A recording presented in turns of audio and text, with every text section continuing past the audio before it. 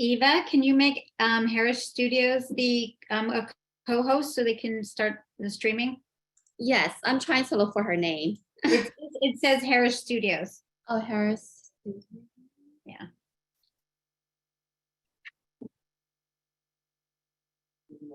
I love your background, Janine. Thank you. I do not see her on. I do. It says HARISCH. Why don't you make me host and Okay, make I'll me do that.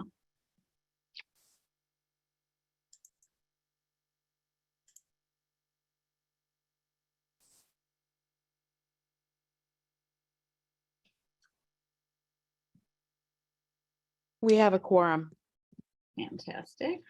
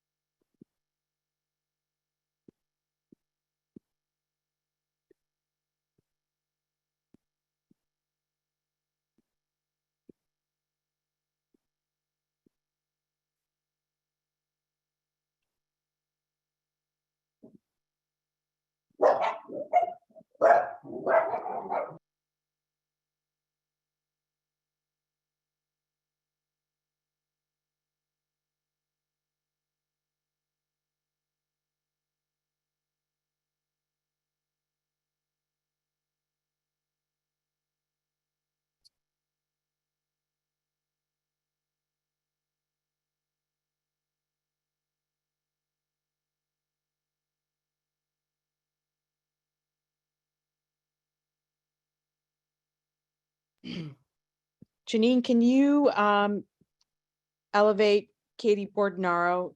I did that. Okay.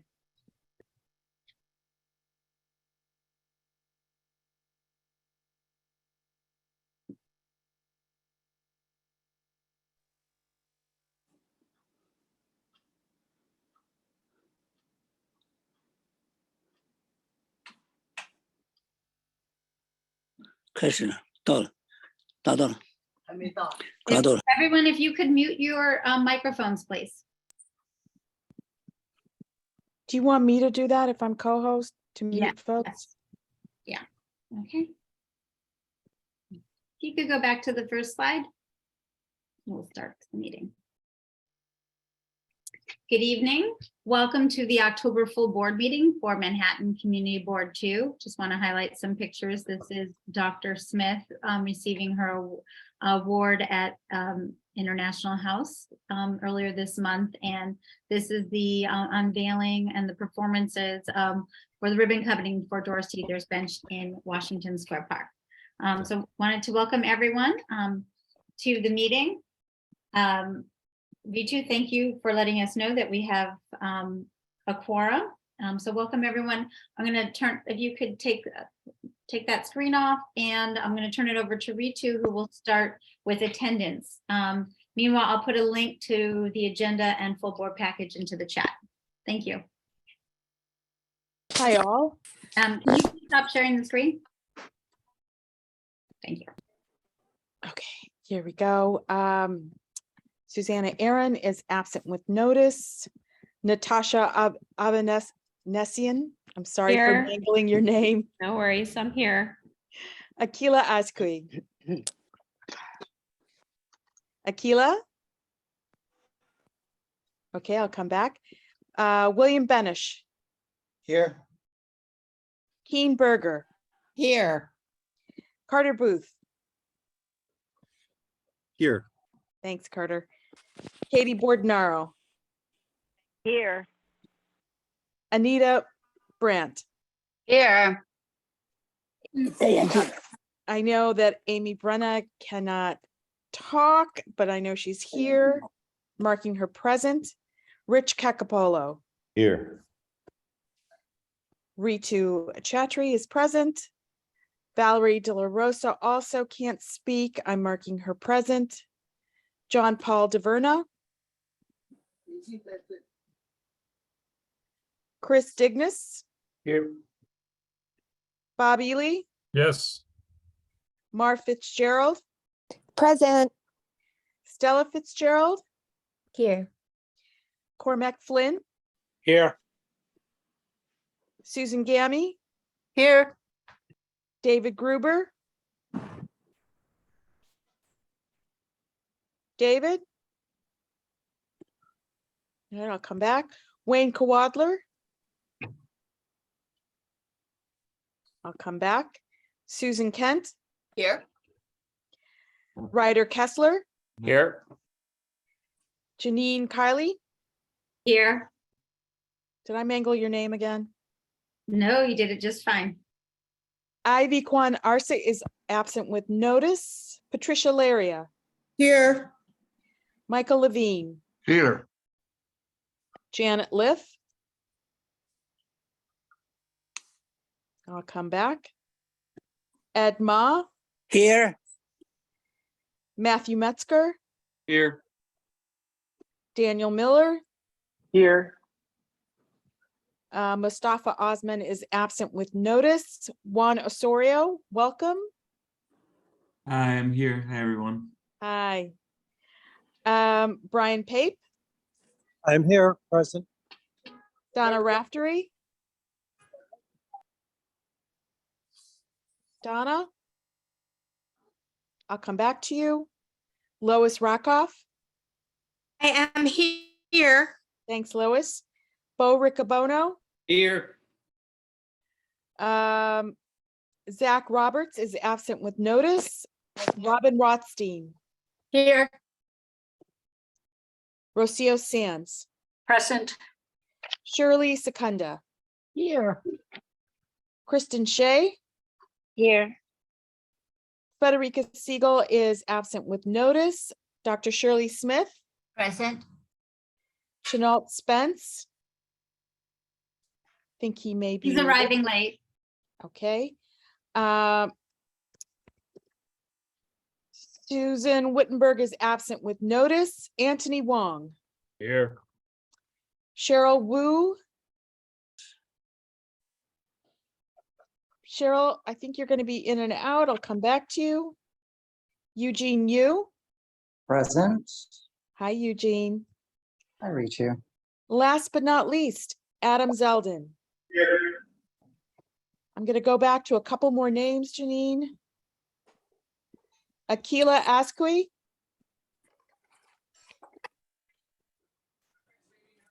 John Paul DeVerna. Here. Thank you. David Gruber. He was absent with notice. Oh, yeah, okay. Wayne Kawadler. Okay. Janet Liff.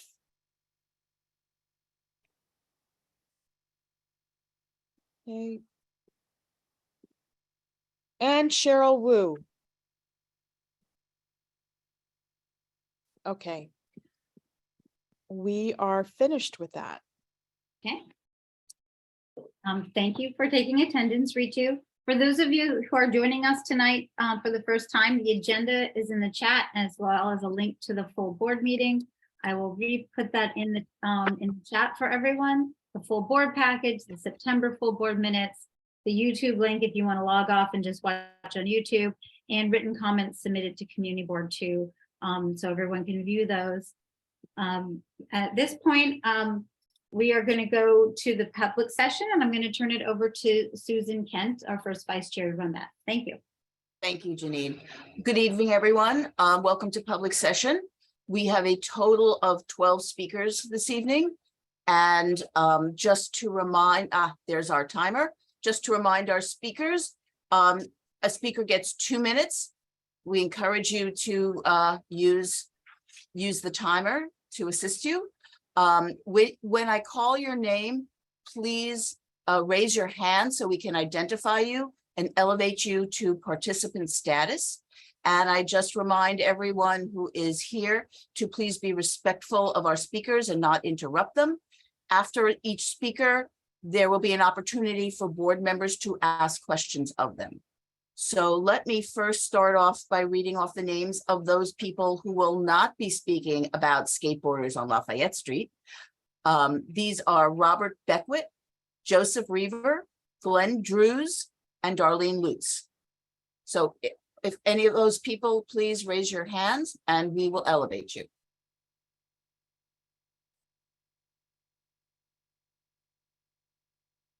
And I see them and okay, Mr. Beckwith, why don't you, since I see, if you've been,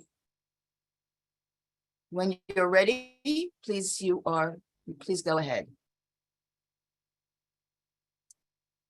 Were they? Let's see.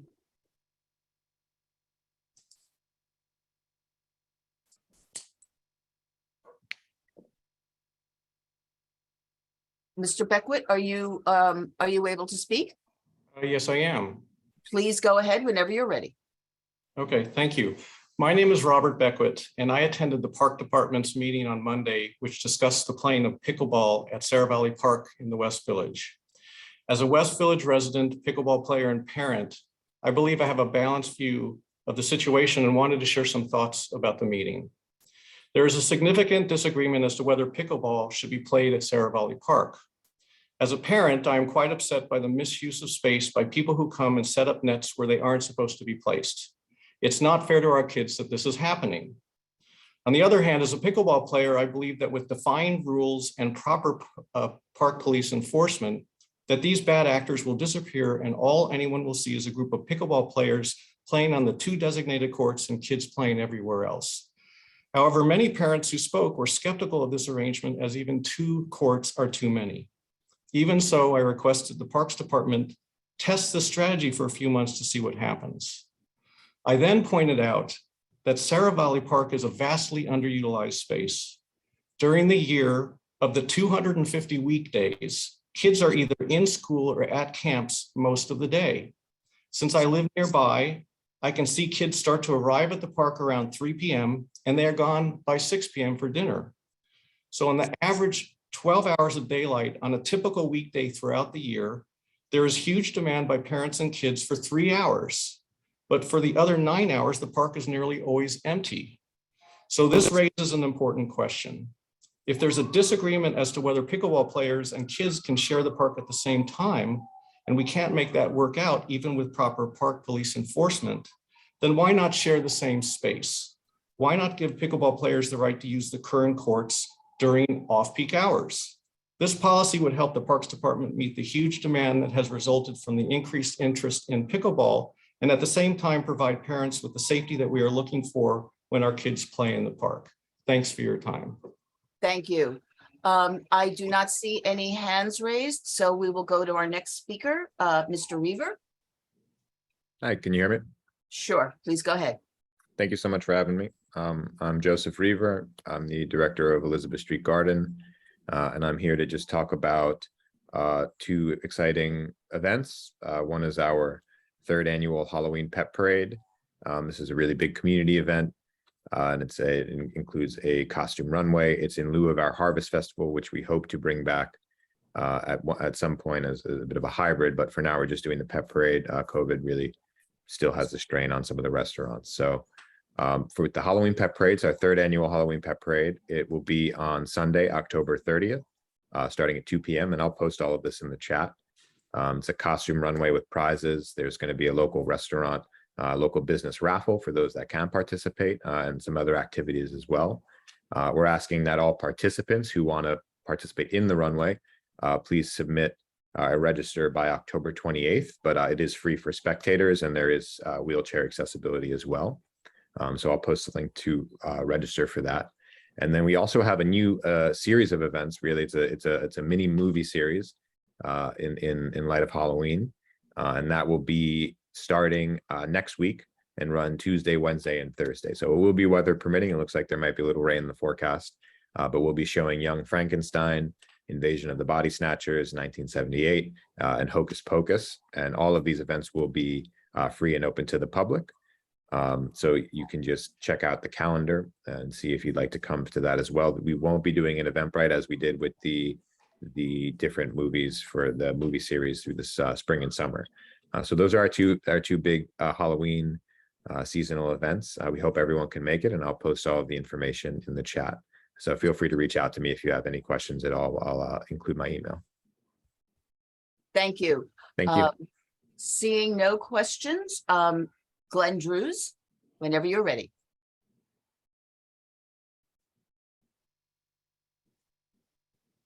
Is he here? Is he here? I don't know if I see, I don't know that I see him. He is not here. He is not here. Okay, Darlene is our next speaker.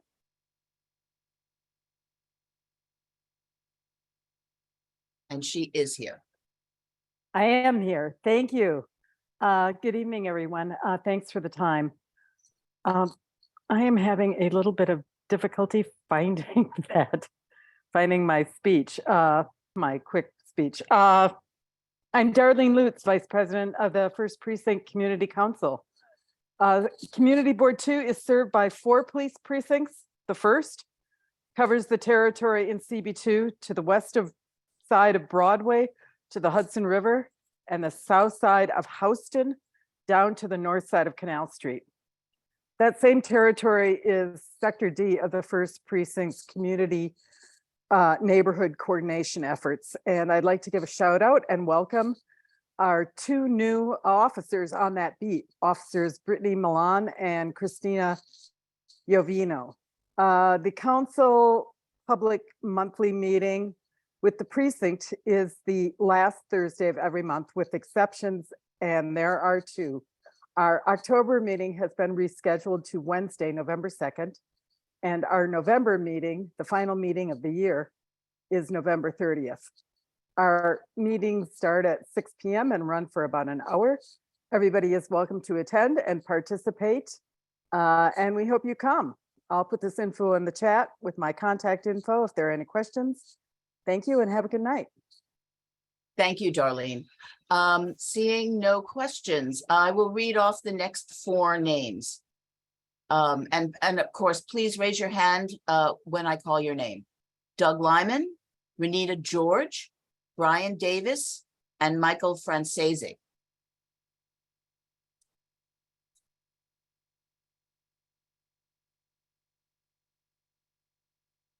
Okay.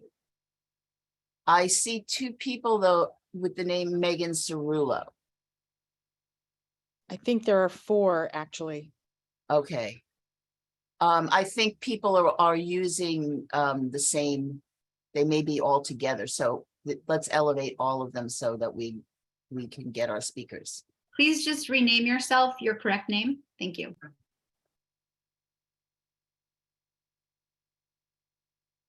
Okay. If assuming one of those persons is Doug Lyman, if you are ready to speak, please, you're start at any time. Hello, can you hear me? Yes, we can. Okay, hi, thank you very much for your time. I'm here to talk about skateboarding by Lafayette Park. I've been living in Soho living or working in Soho since 1997. And I'm a sports enthusiast and have a 1-wheel. And so I do appreciate skate parks, skaters. Would like to see New York have more skate parks and more things for young people to do I'm a real believer in that. I don't feel good about the street being used as a skate park. It's not, I don't feel safe for my mom to come down there anymore. She wouldn't walk into, the skate park. She wouldn't just wander around a traditional skate park. And the street basically has become a skate park. So I'm hoping that the board could figure out some way, to find a place for young people to do their sports without, doing what I consider now a major threat to the safety of pedestrians, including myself. But I'm particularly sensitive to people who maybe are older and whose reflexes aren't as fast because, you know, it's become a skate park. It's no longer a street. So thank you for your time. Thank you. Seeing no questions. Next speaker, Renita George. Oh, I'm sorry, Shirley raised her hand. Please go ahead. I really don't have questions. What I do have is some information for the folks who are concerned about the terrible situation on Lafayette Street where skateboarders have taken over. Just to let you know, the Traffic and Transportation Committee, of which I'm chair, has heard about this many times. We have 2 resolutions to the Department of Transportation about the conditions there, which report the conditions, one from April of this year and one from June. And I'd also like to let you know that I don't know if you mentioned that the skateboarders, including skateboarders, are at the area of Lafayette Street, which is right next to Petrosino Square. And there is a major plan in the works by DOT. They have been supposedly conducting this plan since, let's say the 3rd quarter of this year. What would be, so it's supposedly started in August.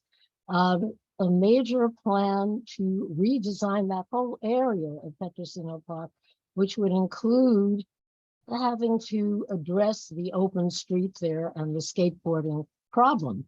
So just to let you know that this is going on, we incidentally have received from the vice chair of the Traffic and Transportation Committee a little slideshow that your group has put together. And we have already forwarded it to the Department of Transportation to follow up and to find out when we can get a presentation for input from everybody on this reimagining Petrosino Square. So stay tuned, and just want to let you know about that. Thank you, Shirley. Our next speaker, Renita George.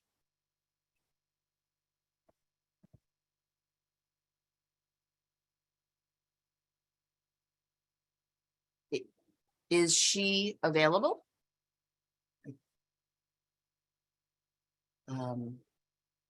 If not, I'll come back to her. Let's go to Brian Davis.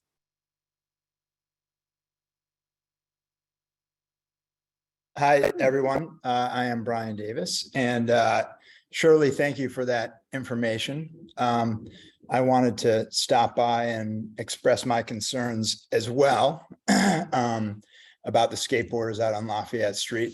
I think Doug probably said everything that I would say. Just as a resident of the area, it has become a bit untenable. And I guess I would feel differently if somehow it had been designated a skate park, but it isn't. And anyway, it sounds like some things are in the works to address it. So I appreciate being heard. Thank you. Our next, Michael Francese. Excuse me. Hello. I too am a resident, and I appreciate the steps that have been taken forward. Some other concerns that I personally had with the skaters and the people generally in that the community surrounding that is, I mean, not only do we have the issue of the danger from the skateboarding, but of the taking the refuse from the street and using it as obstacles, which then get left in the middle of the road, as well as on the sidewalk. You also have an issue of people sitting in the parks, congregating in large groups, drinking open container alcohol, and it just makes me, and I know some other people, feel unsafe when walking by Kilmer Square, and it's uncomforting. And I'm glad to hear that something is being done about it. Yeah, I'm a new resident, but it started around the time when I moved in, and I'm hoping that there's a good resolution to it for it moving forward. Thank you. Thank you. Michael has his hand up. Yes, thank you. A quick question. Is the skateboarding occurring on the sidewalk or the roadway or both? I'm not clear on that. In my experience, it's primarily on the sidewalk, and people will sometimes use the curb as one of the obstacles that they skate on. On occasion, you do see people kind of going on the curb on closer to the city bike area of that park. So, Okay, thank you. Thank you for the clarification. Okay, another question. That's Adam in our conference room. Yep, thanks. Can you just add a little bit more detail to the safety concern? I've heard a lot of general nuisance concern, which I certainly can empathize with, but can you just like double click on the safety thing? Like, are they disregarding you when you're walking by, or they're pushing you? Like, can you just kind of double click like what are that? yeah, I mean, it's more just the general culture in New York. It's closer to the evening or dusk. You have maybe 20 people sitting on the park benches watching the skateboarders, drinking from brown bags. And, obviously an easy solution is to walk on the other side of the street, but I don't feel as though I should need to do that in a place where I live. I should feel safe. And it's not necessarily a threatening situation, but by nature of a large group of people congregating and drinking, it just is unsettling. Dan, please go ahead. Yes, thanks. I just want to point of clarification. This is an open street. So you have restaurants on the side and the middle of the street. The skateboarders are taking advantage of the open space to skateboard, to jump over bollards and other DOT obstacles. So it's really become a playground of an open street. And I think that might help you, Michael. Thank you. Thank you. Let me read off the remaining names. Daryl Wickstrom, Steve Cunningham, Chris Franco, and O'Brien Davis was a duplicate. So those three people, please raise your hands, and I will ask one more time if Renita George is here.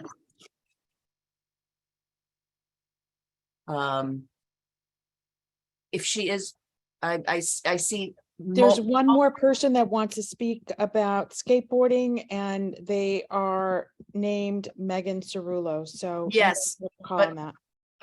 Yes, I see multiple Megan Cerullos. So if you had to have signed, just our rules are you have to have signed up in advance. If one of those people is Renita George, I see a lady, you're welcome to start.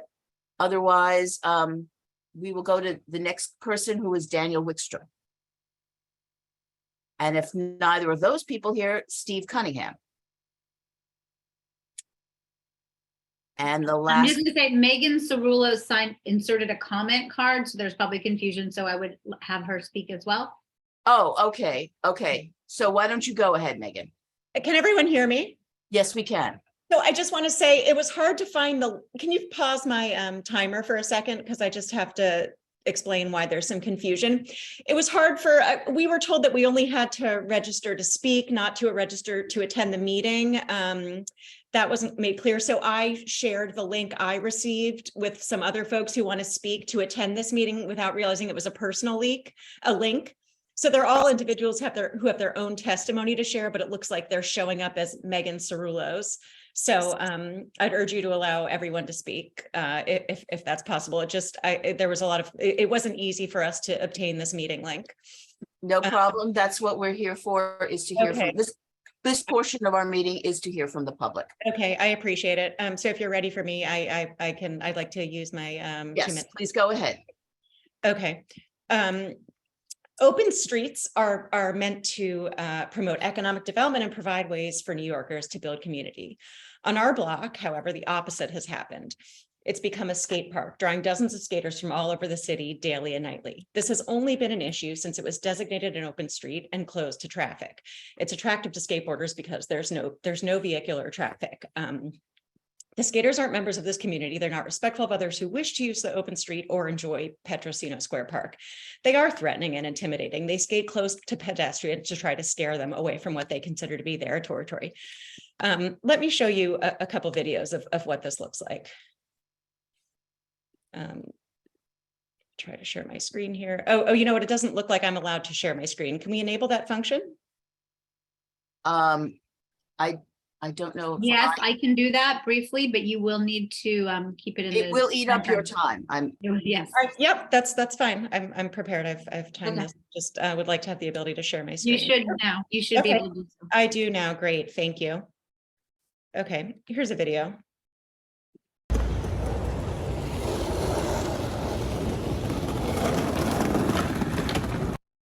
I am not seeing any video.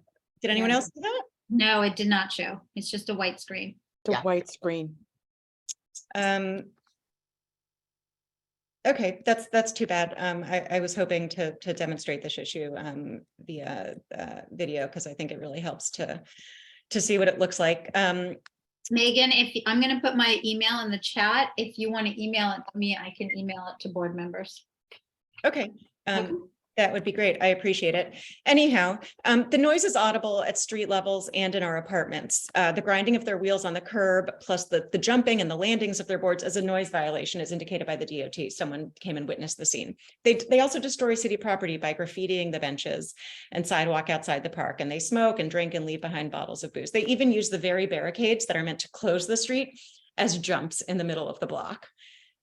They've taken over, simply put, they've taken over the block and turned it into a skate park. Please help us restore what was a peaceful park for residents to enjoy. It was never an issue before the city closed the street to traffic. I believe it'll require reopening the street to traffic and designating it as a no skateboard zone and taking other enforcement measures. From what I can see, no action, to resolve the situation has been taken so far. I must ask you to wrap up. Your time has. And it's been elapsed. 2 years. Thanks. Thank you. I see a hand up. Is Adam? You have your hand up? Yeah, Megan, you talked about open streets being a tool to develop communities and strengthen communities, and then you said that these skaters are not a member of our community. I'd just like you to clarify, who is a member of our community and why are those skaters not a member of our community? Well, I know that they're not a member of, I mean, for example, they don't live here and they don't work here. And I know this because I see them come in cars and they park. And so that indicates to me that they're coming from other parts of the city. And by member of the community, I mean, people who live here, people who work here, people who wish to enjoy it. Certainly anyone can enjoy it, but they are coming here and using it as a destination skate park. And they don't, participate in any other community type activities. So it's because I see them driving in and parking here and then unloading. That's what suggests to me that they're not a member of the community. Okay, thank you. Thank you, Megan. I see our next speaker, Chris Franco. Yes. Can you see me, We can hear hear me? you. We can hear you. Okay. My video, here I am. How's it going, everyone? Thanks for having me. I also am here to complain about skateboarders, which I was telling a friend, when I was 15, if you told me that adult me would be doing this, I'd be very disappointed. I'm not against skaters. I get, their subculture. I try to conversate with the guys that are on our block all the time. To Megan's point, they're not from here, and that's fine. But they litter, they do drugs. I witnessed an overdose several weeks back in the middle of the day. I have dogs that one in particular gets very scared by the skateboards. Some will go out of their way to scare him by skating particularly close to him. They will come on the sidewalks and ollie and by that furniture store.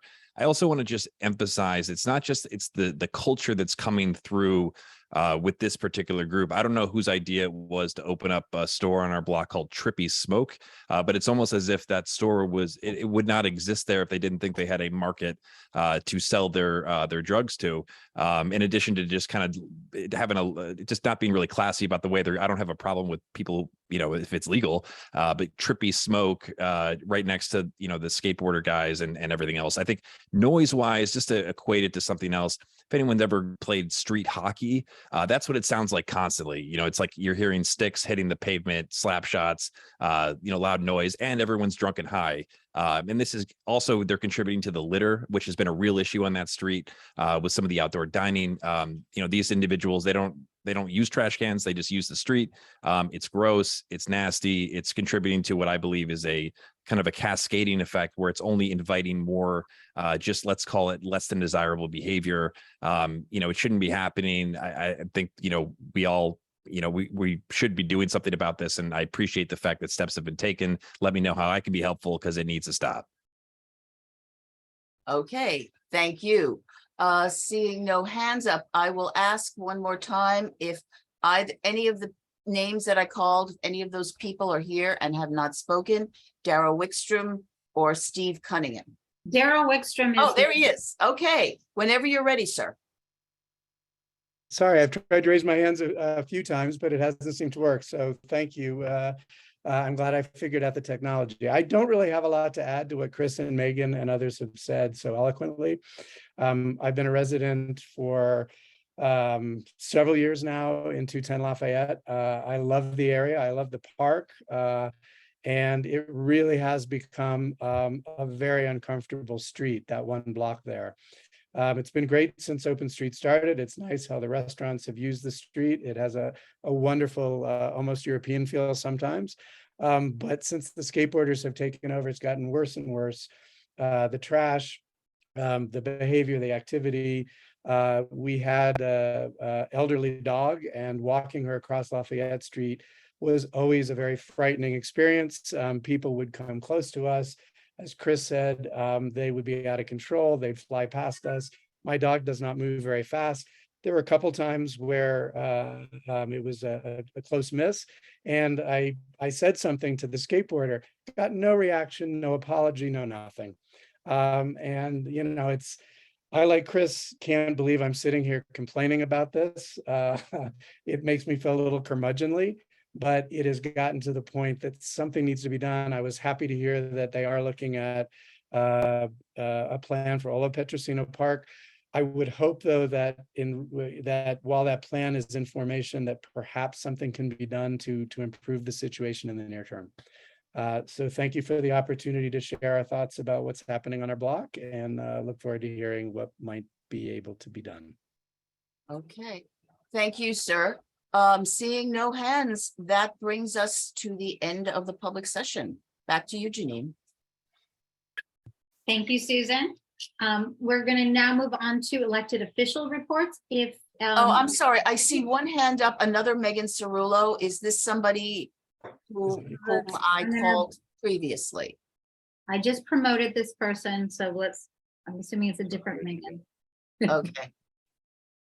Do I hit start? Steve is here with me. So It's Steve Cunningham. Can you hear me? Oh, please go ahead. Yes, All I right, did. sorry, I don't have my computer with me. I echo everything that's already been said, but I can add something to the discussion. I actually have been hit by a skateboarder, so I can attest to the dangers of crossing the streets. I luckily am a 6'2", 215-pound guy, but the skateboarder going the wrong way while I was crossing the crosswalk went right into me, fell down, basically looked up at me, and there wasn't much interaction, and then he rode away. So if I had been an older person, a kid, an elderly dog, or whatever, the danger is real. That's all. So I know that firsthand. So thank you. And thank you. Okay, that is our last speaker. So Janine. Okay. Thank you. If somebody, if you're with one of the elected officials' offices, if you could raise your hand, and we will promote you to panelist. I know we have a lot of people here. I'm going to start with Biani Rodriguez, who's a new representative to CB2 with Council Member Rivera's office. So Biani, why don't we turn it over to you? And if somebody could, Darrell, we will demote you. Thank you for joining. Hello, everyone. My name is Biani Rodriguez. I am the new Community Board 2 liaison for Councilmember Carlina Rivera. As the chair of the Committee on Criminal Justice and City Council, Carlina has been working to conduct proper oversight on the situation at Rikers Island and take action to address the humanitarian crisis at Rikers. Carlina co-sponsors a bill that would ban solitary confinement in city jails, and on October 25th, she will be chairing a hearing on drugs and addiction prevention in city jails. Carlina is also working on a bill to create a citywide greenway plan, which passed out of the committee last week. And this bill requires a Parks Department and a multi-agency task force to create a plan for greenways throughout the city. It is going to be led by a community engagement process focused on equity. And we're hoping that the full council can pass it later this month.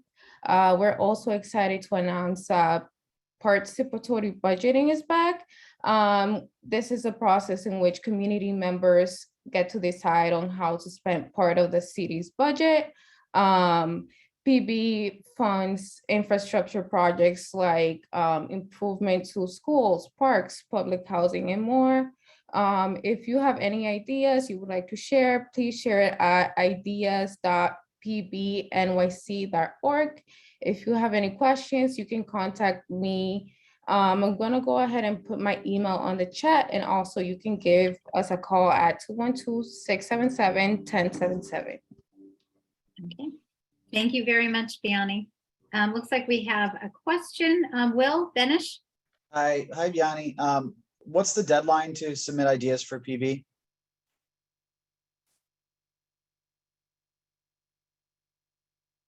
Hello? Can you hear me? Sorry, the deadline to submit ideas to BB? Yes.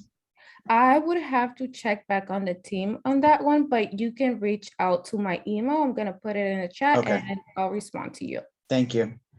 Thank you, Biani. Okay. Next up, we have Ian Wong from Councilmember Marte's office. Ian? Hey guys, happy to see you guys again. Haven't seen you guys for a long time. So first off, I want to talk about PB as well. We're also bringing back PB this year. I think for us, the deadline to submit idea is October 31st.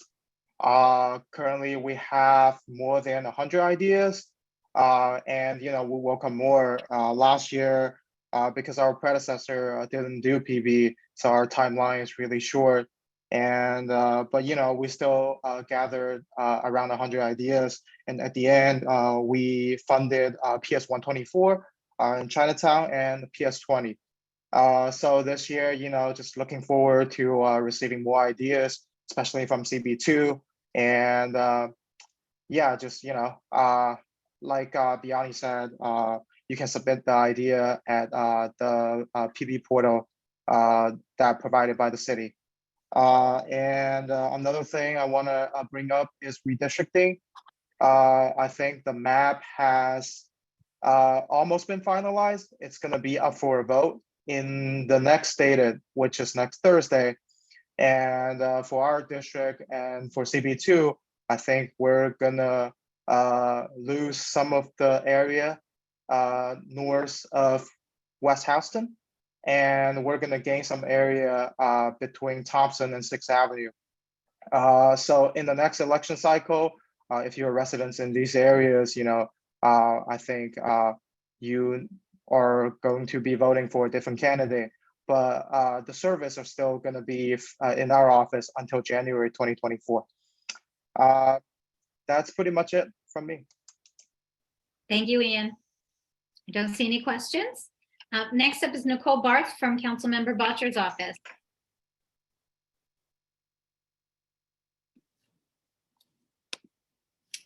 Hi, everybody. Can you hear me? Yep. Oh, great. Good evening.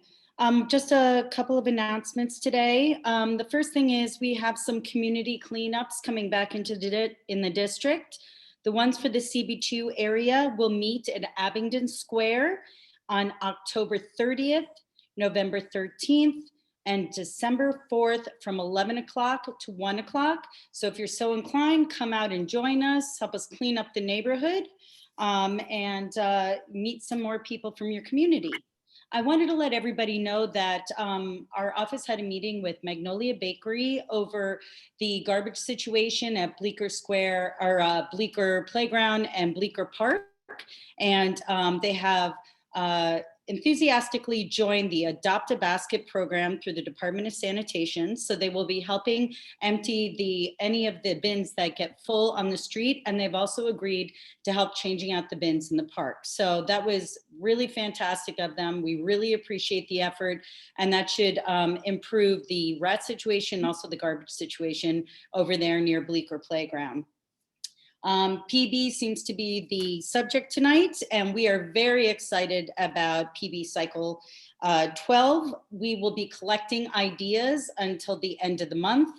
I think we have a lot. We've had 3 neighborhood meetings where we've generated a ton of ideas, and we're still taking them. Don't forget to go onto pbnyc.org, and you can actually choose, like, you can submit an idea online, and then you can put in your district.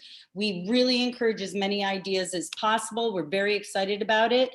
After the idea and collection and the recruitment is over at the end of October, we'll start working on proposal development.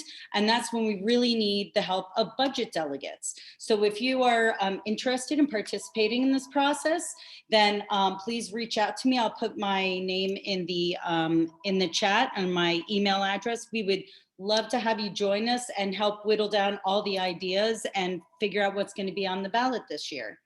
And lastly, Eric introduced legislation, which is now going to be voted on next week. It mandates that any large building renovations or new buildings, they have to contract a pest control person. As we know, heavy construction anywhere in New York shakes up the rat, I don't want to say community, but the rats underneath the building.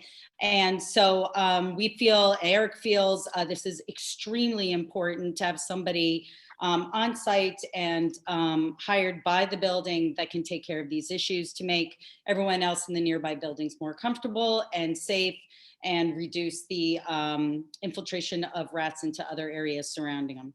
And I believe that is it for me tonight. Thank you very much. Thank you, Nicole. I see a question. Who is that? Rocio Sands? Hi, I just wanted to mention that according to Department of Buildings, there is already a requirement for any construction that is going to disturb the area of the building and the ground to have exterminating services provided before and during the construction of the building. So I'm not sure what the new, how it's going to be different from what is already in place. Can you tell me that?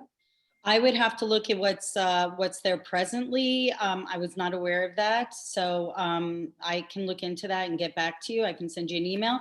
But as far as I know, they actually have to have, they have to have the person with new builds. They have to be on staff, and it's not just that they're just hiring an extra exterminator to deal with the problems as they come up. So I'll check into that and get back to you. Thank you very much. Thank you. And thank you, Nicole. Next up, we have Roy Ruiz from Assemblymember Glick's office. Hey, how you doing? My name is Roy Ruiz. I'm the Community Affairs Liaison for Assemblymember Deborah Glick's office. I am sharing a link to our board reports. And I would be mentioning two main things that the Assemblymember, she wants to remind everyone that there will be 4 proposals on the ballot next month, including the Environmental Bond Act and changes to the city charter, which would focus on the issues of equity as recommended by the Racial Justice Commission. And you can read more about that in the report. And I'll also like to highlight that Deborah submitted testimony to the Empire State Development Corporation, pushing them to commit to building 100% affordable housing at the 5 World Trade Center. And you can also read about that on our report. And that's what I have tonight. Thank you so much. Thank you, Roy, and sorry for mispronouncing your last name. It's okay. I'll get it right next month. No, all right. Okay, I don't see any questions. Next up is Stacy Johnson from Senator Kavanaugh's office.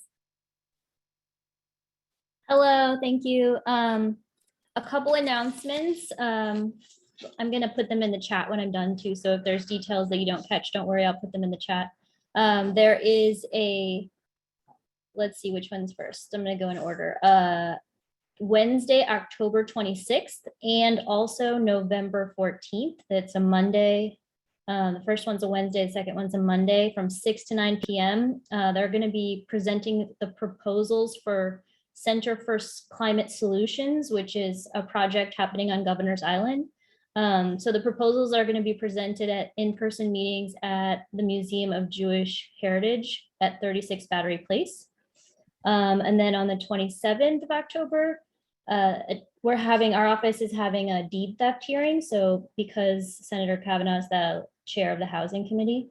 So October 27th at 10 a.m. at 250 Broadway, but it's invitation only. So all of us can watch it on the website. So the NY Senate website, there's an events tab that you go to and there's a calendar. So you could watch that hearing.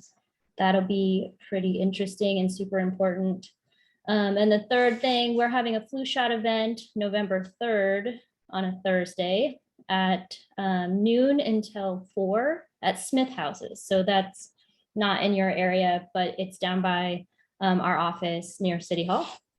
And then I just also want to just let everyone know that as we were just talking about the city council lines changing, well, the New York Senate lines are already changed, and come January 1st, we will have a slightly different shaped district. And the cool part is that for you guys, instead of me being the liaison for you, which now is just a little section of Community Board 2, we'll have all of Community Board 2. So I invite you to reach out to me if there's anything that is in Hoyleman's district that's going to become our district. So in the next couple of months, if there's some information you need to share with me or a site visit or whatever, just know that we're going to be slowly taking over and trying to coordinate with Hoyleman's office to make sure there's nothing that slips through the cracks. So I'll put my info in the chat for that too. Okay. Thank you very much. I don't see any questions. So we'll go to Tevin Williams with Senator Hoyleman. Hi, good evening, everybody. Tevin Williams with State Senator Brad Hoyleman's office. Just a quick couple of announcements. Brad ended up joining CB2, and thank you so much to Lois Rakoff, the Washington Square Park Conservancy, and also Janine Kiley for joining us for the Doris Dieter Remembrance Service this past weekend. Brad truly enjoyed it, and we're honored to give Doris a special day this fall and recognize all the hard work that she put in with CB2 and also honor her as a beloved community member. And then just the next thing, as some of you may have seen, just on Monday, Brad joined the CB2 Parks and Waterfront Committee for the pickleball situation, and we're following that closely with Councilmember Botcher's office.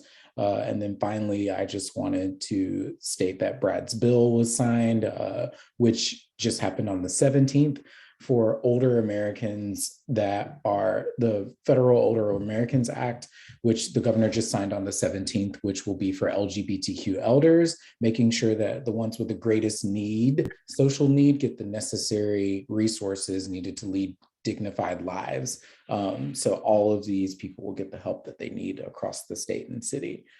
That's all I have on my end. As our colleagues are mentioning, redistricting is coming up. We will be losing a lot of CB2, as I mentioned last week, but please feel free to reach out to us till the end of the year. I'm more than happy to be your liaison until then.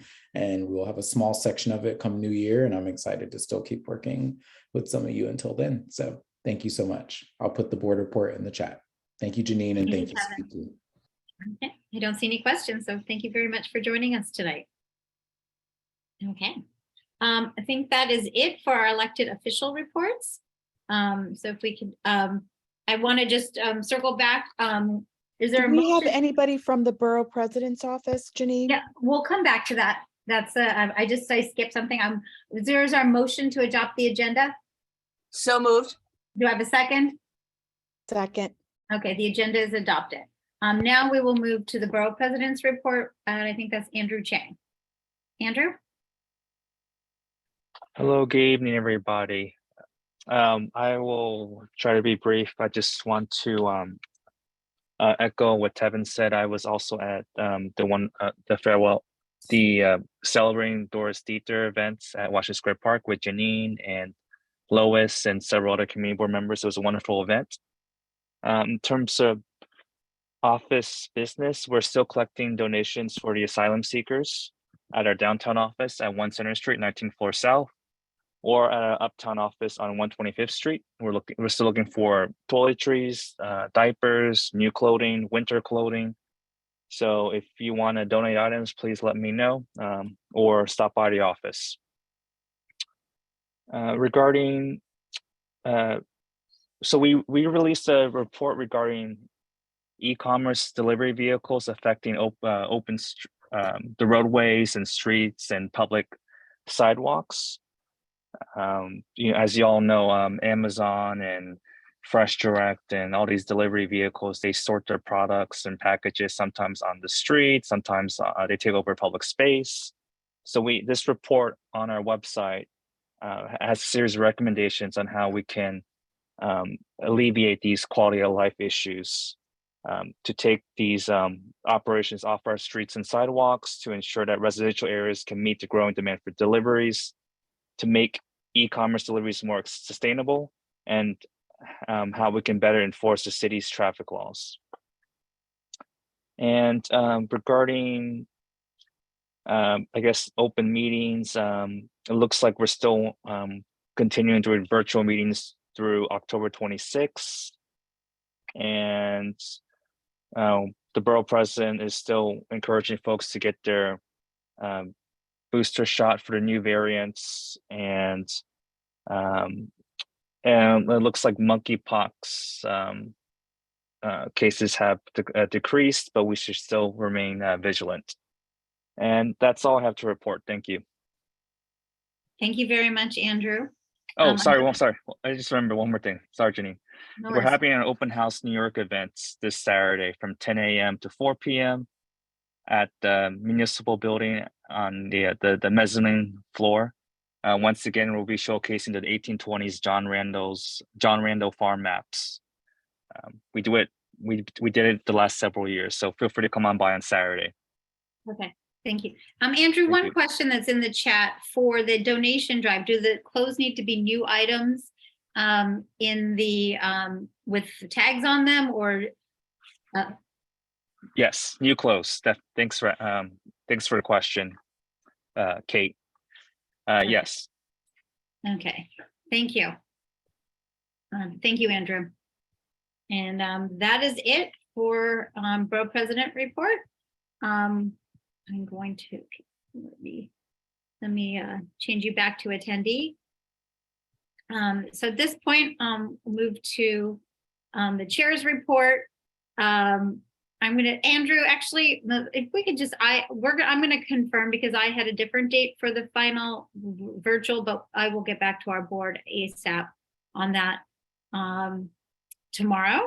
In terms of local issues on the cannabis front, shout out to CB2 board member Mark Fitzgerald, who's been working with the Borough President's office in terms of recommendations for CBs to meet with CAURD cannabis business applicants at the end of the year, and to receive regular license applicants mid-2023.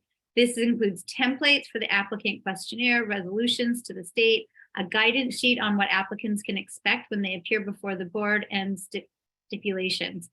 The Office of Cannabis Management is expected to deliver final regulations mid-November. There's work being done to strengthen enforcement in regard to illicit sales, which we've talked about tonight, including expanding taxation and finance and OCM's compliance unit powers to penalize the illegal shops. I just also want to do a shout out, and actually if we could not, spotlight, just go to gallery view, please. In terms of, CB2 has received many complaints about the traffic situation on West 3rd Street between LaGuardia Place and Mercer Street. We had reached out to the Department of Transportation for New York City to do a site visit and walkthrough, and they came last Friday, and couldn't have been more perfect. They saw for themselves pretty much every single problem that we heard about in the CB2 office that are occurring, and assured us they will work to get it right. They're hoping to start instituting some solutions as soon as possible, and I'm planning to come back to CB2 in early December to update us on what they have done so far and observe conditions again. Unfortunately, the DOT, like many other city agencies, may not move as quickly as we want, and but now that they've seen the problems, we're hopeful that they can be remedied. I just want to talk about a couple big openings in CB2 that happened. Paul's Place is officially opened, quietly opened on 14th Street. It's a new safe haven style homeless shelter and drop-in center. And God's Love We Delivered opened at the Northern Dispensary at the end of September on 165 Waverly. I want to highlight what already this is. And then I just want to talk, it's Halloween. There's lots of free stuff happening. So the big events are CB2's and NYU will host the 32nd annual Children's Halloween Parade on Halloween from 3 to 6 p.m. Meet at the Arch, and afterwards there's goodie bags and games and performances on LaGuardia Place. And that information went out on the CB2 newsletter. And of course, there's always the big Village Halloween Parade for all ages at 7 p.m. And I'm going to put in the chat, there are a ton of free Halloween events. This weekend on Sunday, Friends of Bleecker Playground is back with their huge Halloween festival. That's 10 to 3. On Monday, you can stop by Abington Square and pick up a pumpkin and bring it back for their pumpkin patch on Halloween. Next week on Friday afternoon on the 28th, Jefferson Market Garden has their children's pumpkin patch, and Washington Square Park also has an event in the large playground. On the 28th is a Halloween night at the Whitney. It requires membership, but there's a link for youth organizations. So we'll put this all in our newsletter. Little Island has Day of the Dead at 1 p.m. More toddler activities on the 29th. On Sunday, the Children's Museum of Art has a block party on Spring Street, and the Jackie Robinson Museum has a costume showcase at the museum on the 30th. And I think we heard earlier tonight there are pet Halloween parades in Washington Square Park and Elizabeth Street Garden. Free to observe, $20 to enter both of those. So I just wanted to share that with everyone. On the personnel front, CB2 has interviewed 6 candidates for district manager. We're still getting resumes in, so stay tuned. We hope to bring finalists to the board next month. Last Saturday, I think we heard that Friends of Doris Diether unveiled a bench in her memory at Washington Square Park. Encourage everyone to go and to take a look at this. I'm going to just re-put in. I actually saw the Robert Moses play recently, and it's all about Jane Jacobs and Robert Moses, but it really should include our lovely Doris Diether, who I hope she provides some information to everyone in terms of their community service. In terms of just committees and logistics, we are renaming the Gansevoort Arts Advisory Panel. The Community Facilities Advisory Panel will still be chaired by David Gruber. NYU, as part of their 2012 rezoning, is going to soon be opening up 181 Mercer Street. I actually saw the scaffolding being taken down today in mid-afternoon, so I'm assuming it'll be gone by tomorrow. So this is opening soon, and they have a 750 square foot ground floor space that essentially is on Green Street. They're going to rent for $30 a square foot to a 501c3. CB2 will have information about that at a meeting next month. We have a new public member of our Quality of Life Committee, Joanna Lawton. Her day job is with Rebuild by Design and really will enhance our expertise in resiliency. And we have a new board member. He's joining us for the first time tonight, Juan Osorio. Juan, maybe say hello so your picture is spotlighted. Juan is a West Village resident. He recently finished an accelerated master's program at NYU Wagner. And while he was in school, he worked for a lot of elected officials, Kirsten Gillibrand, State Senator Tish James, Representative AOC, Bill de Blasio. He recently joined the Parkside Group as a scheduler. Welcome, Juan. We're glad to have you at CB2. Hi, everyone. Thank you so much. Very excited. Okay. Thank you, Juan. And that is it for my chair's report. I think I see two questions. Ed Ma?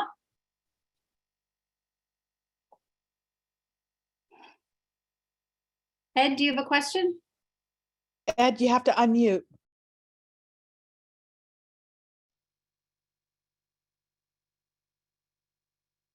Yes, I don't have an opinion. No, thank you. I don't have, no. So far. Oh, no question. Okay. And Rocio, you had a question? Yes, I do. More of a question is something to everyone think about. It seems to me that the government, realizing that there is a lot of money to be made with the cannabis business. However, and they're pushing for this to happen, to get people signed up and to have all these stores open up for selling marijuana. My question and my comment to all of you is, what tests are available for the enforcement of DUI? As far as I know, there are none. So now we're selling this drug for people to consume whenever they feel like it in the street, actually having a negative impact on the people that pass by or are near people who are consuming this. And I think it's a violation of my rights, who I am very allergic to this kind of smoke or any kind of smoke. So I don't understand. Does anybody realize what's going on? That's my comment and my question. Okay. Well, I don't have an answer in terms of, you talked about DUI. Well, hopefully we can certainly ask that at our precinct meetings and the next district service cabinet meeting. And hopefully these people take public transportation. Mar, you want to just address this? Thank you. Yeah, sure. Okay. So we aren't actually selling any cannabis yet. So any sales that are happening right now are in fact illegal. I think Janine just illustrated what efforts are being taken to increase enforcement around that. No, there is not an impaired driving cannabis test yet, but it is being developed. In fact, it's written into the MRTA and the regulations. Final regulations are coming out mid-November. We know that impaired driving is a concern, but until these dispensaries are actually open, which could be at the end of the year, I'm guessing probably not. You know, there's no correlation between legal cannabis sales and impaired driving at this time. Yeah, thank you. And Chris?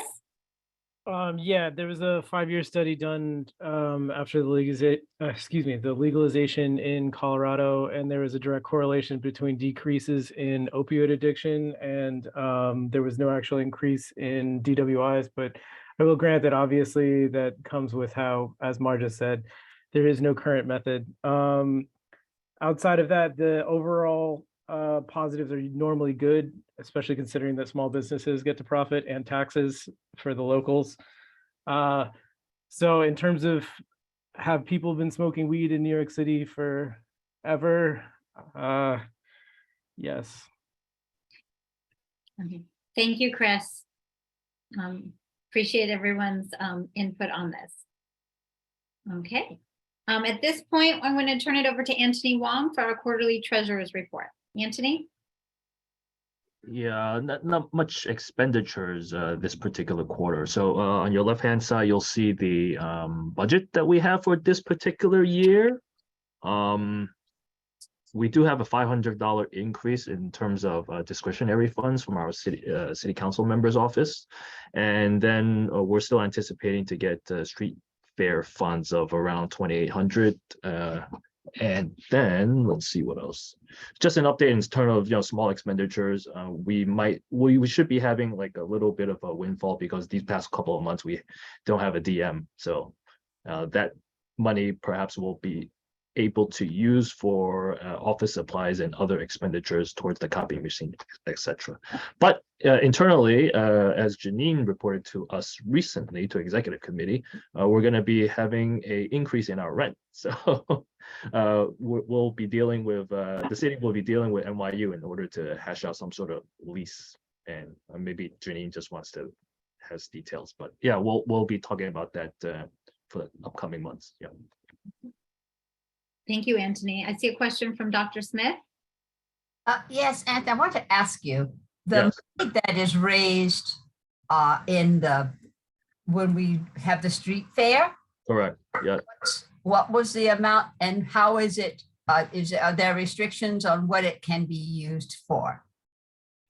The current amount that we have is $62,420. Yeah, I see that, but how is Usually, there restrictions? usually those funds are used for reimbursements, used by staff when they have, like when Bob, he had to pay for certain subscriptions, such as the email subscription, and he paid it out of pocket and we reimburse him out of that.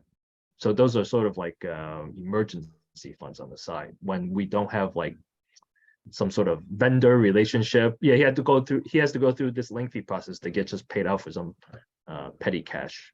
Okay. I haven't been watching the budget that closely, to be honest. So when those items, those transactions are made, are they also listed in your budget? Yes. Okay. Thank you. Yeah, and we are going to be working on ways to hopefully get some of these paid directly so people don't have to put stuff on their personal credit card and be reimbursed. But going forward. Thank you, Dr. Smith. Thank you, Anthony. At this time, we will enter the CB2 business session. We have 27 public attendees. You are all welcome to continue to stay on, but you will be just in listening mode as this is a public meeting and open to the public. But thank you for everyone for joining us this evening.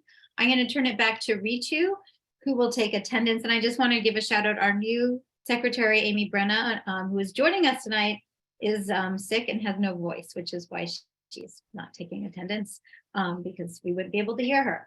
So thank you, Ritu, for stepping up. All right, Susanna Aaron is absent with notice.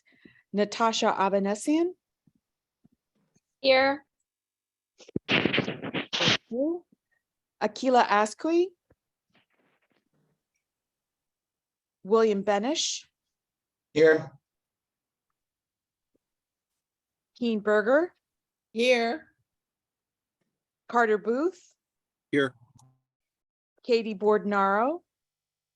Here. Anita Brandt. Here.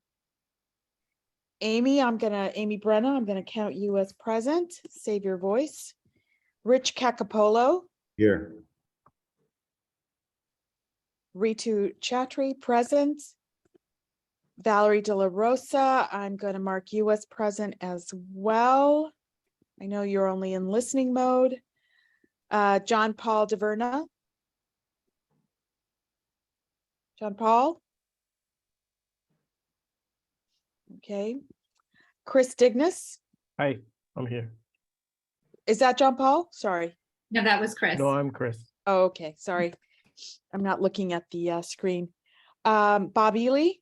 Yes. Mar Fitzgerald. Here. Stella Fitzgerald. Here. Cormac Flynn. Here. Susan Gammy. Here. David Gruber is absent with notice. Wayne Kwadler. Here. Susan Kent. Here. Ryder Kessler. Here. Janine Kiley. Here. Ivy Kwan Ars is absent with notice. Patricia Laria. Here. Michael Levine. Here. Janet Liff. Ed Ma. Here. Matt Metzger, Here, sorry. no problem. Dan Miller, Here. Mustafa Osman is absent with notice. Juan Osorio, Here. Brian Pape, Present. Donna Raftery,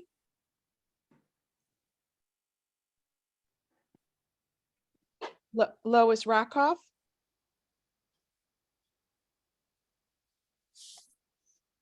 Lois? I am still here. Okay.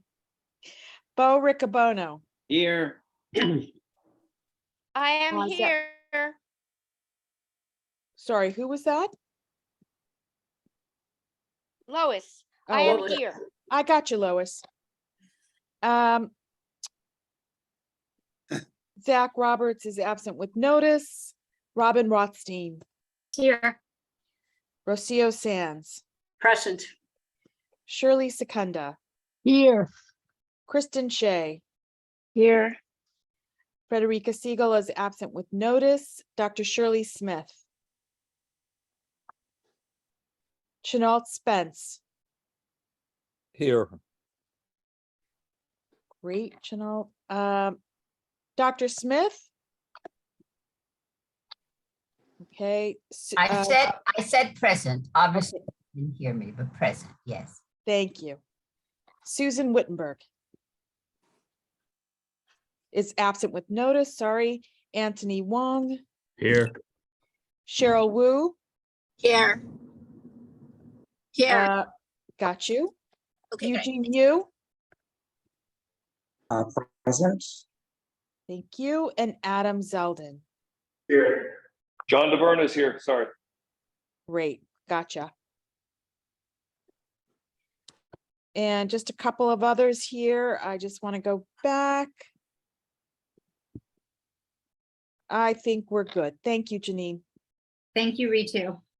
Thank you very much. Okay, I'd like to go approve the September minutes. Everyone should have received the September minutes via email. Are there any additions or corrections to these minutes? Okay. Do we have a motion to, oh, Rocio? Yes. I would like to request to have my name spelled properly on the report, please. Okay. Is that okay? We will fix that. Amy and Ritu, if you could note that, so we fix that in the official record. Thank you. Thank you, Rocio. Okay. Any other comments? Okay, do we have a motion to approve the minutes with Rocio's name corrected? So moved. There's second? Second. Second. Wonderful. We'll approve the September minutes. They're adopted. Now we're going to move to our standing committee reports. First up is Land Use and Housing. Vice Chair Eugene, you will present since Frederica is absent tonight. Eugene? Thank you, Janine. So for Land Use and Housing, we met in October to discuss an application for 813, 815 Broadway, BSA calendar number 19705BZ. This is an application to extend construction time of an 11-story mixed-use building with ground floor commercial space. The applicant was seeking modification of one of the conditions that the BSA attached to its most recent extension of time for the project, and that condition was no further extension of time. There were no changes to the most recently approved plans in the request. So whereas, and this applicant had been before the Land Use Committee several times. So on June 13th, 2018, CB2 Eugene, recommended. just read the therefore be it resolves. So, Sure. okay. So the committee voted to therefore be resolved that CB2 concurred with the 2018 BSA decision to deny any further extensions of construction time for the project. There were 7 in favor and 2 opposed and 1 abstaining. Okay. I see a Rocio question. Thank you, Eugene, for the report, presenting the report for us. I do have a couple of questions. I noticed in the resolution that the applicant said that the excuse was pandemic related, Mhm. correct?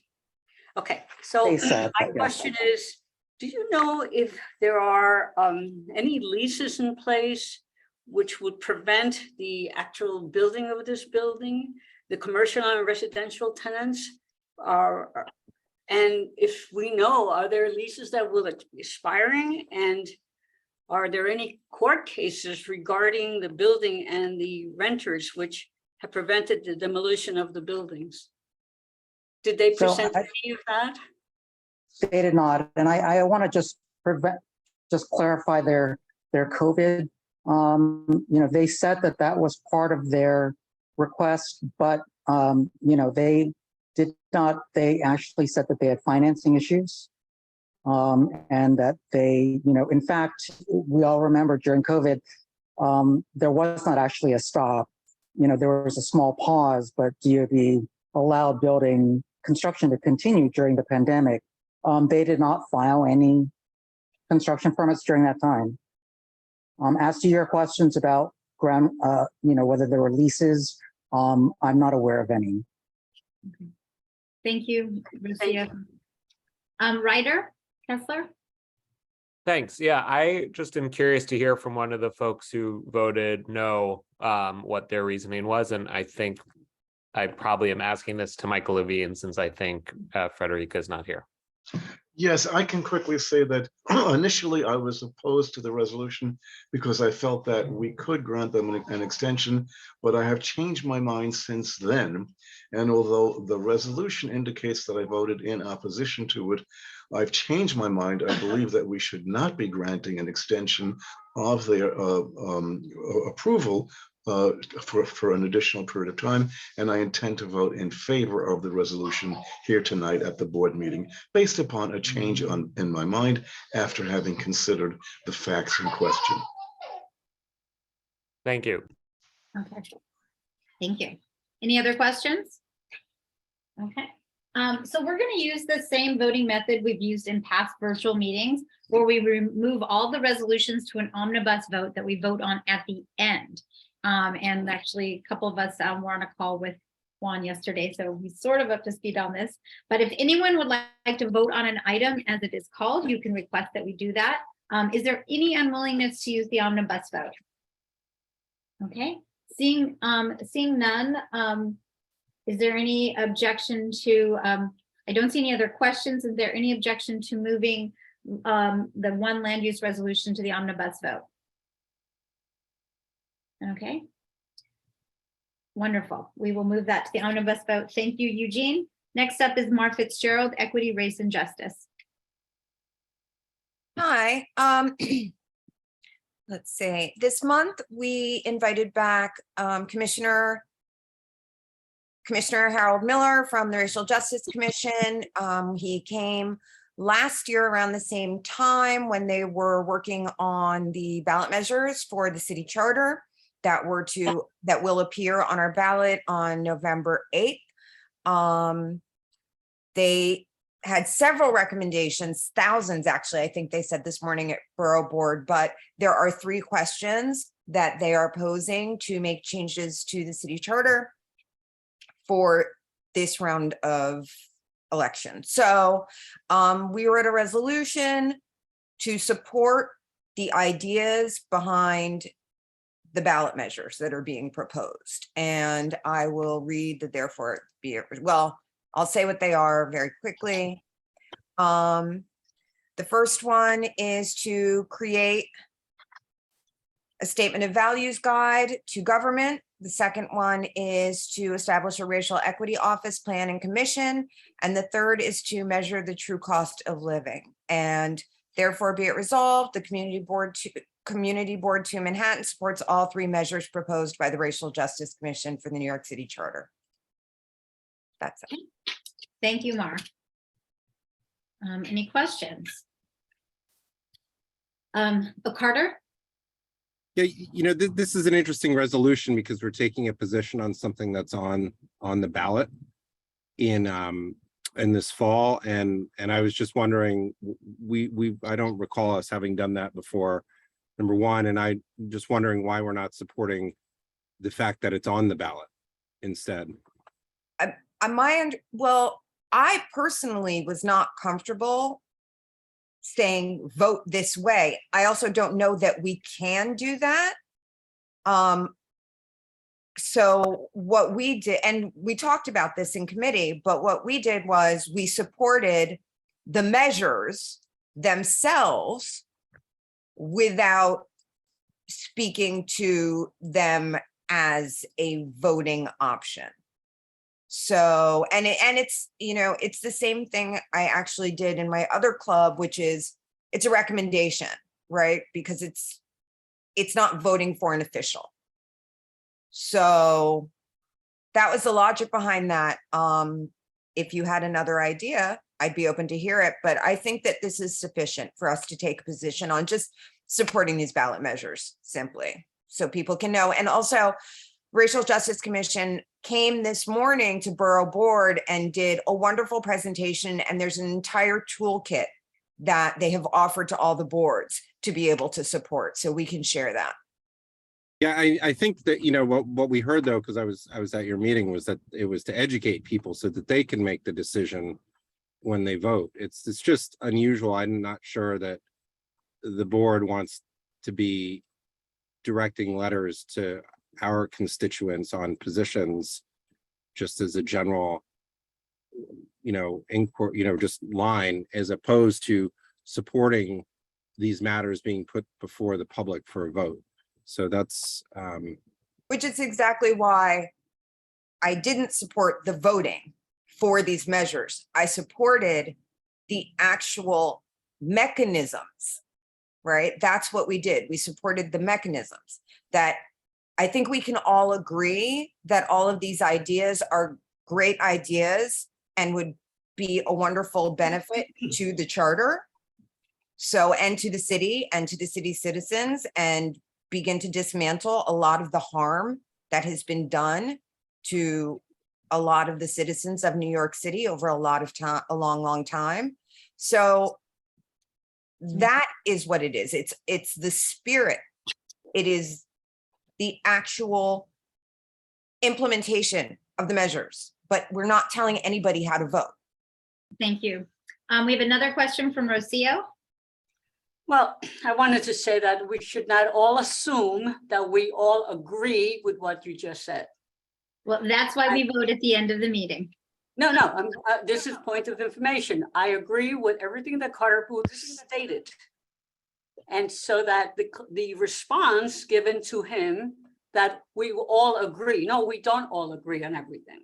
That's why we have these board meetings. I think I do want to clarify, was this vote unanimous at the committee level? So, as you know, we did a letter. Okay. Originally, we did a letter, and then I'm sorry.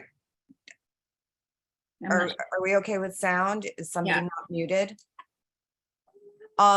So we did a letter originally because we wanted to have a letter to share with the public because it would be easier reading than a resolution. But as you know, you asked me to turn it into a resolution at the very last minute. So that's what we did. And I distributed the letter, but I did not get all of the votes back from everybody. So while we were in full agreement of the letter, which is exactly the same as the resolution minus the whereas and that therefore be it resolved,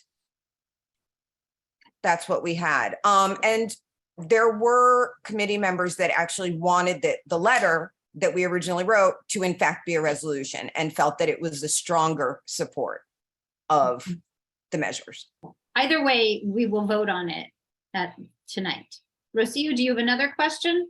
So the letter was unanimous is my point. And the letter it's the was exact unanimous. same language. Okay. I just want to clarify. Rocio, do you have another question?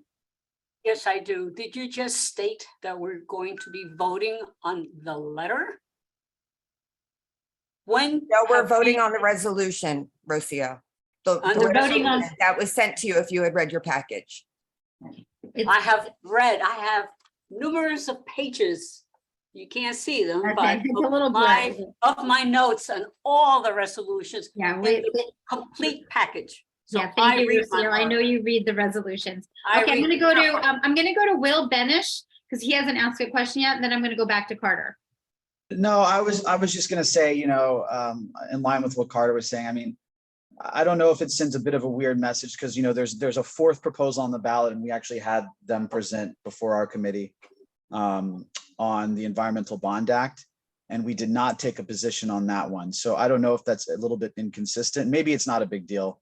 But that one, just as a point of information, that one was just a report with no resolution that we did. So yeah, I mean, I agree with the letter, and I think I'm going to support all the proposals, obviously, but I don't know if it's a bit of an inconsistency. Maybe it's fine, but I just wanted to point that out. Thank you, Will. Carter?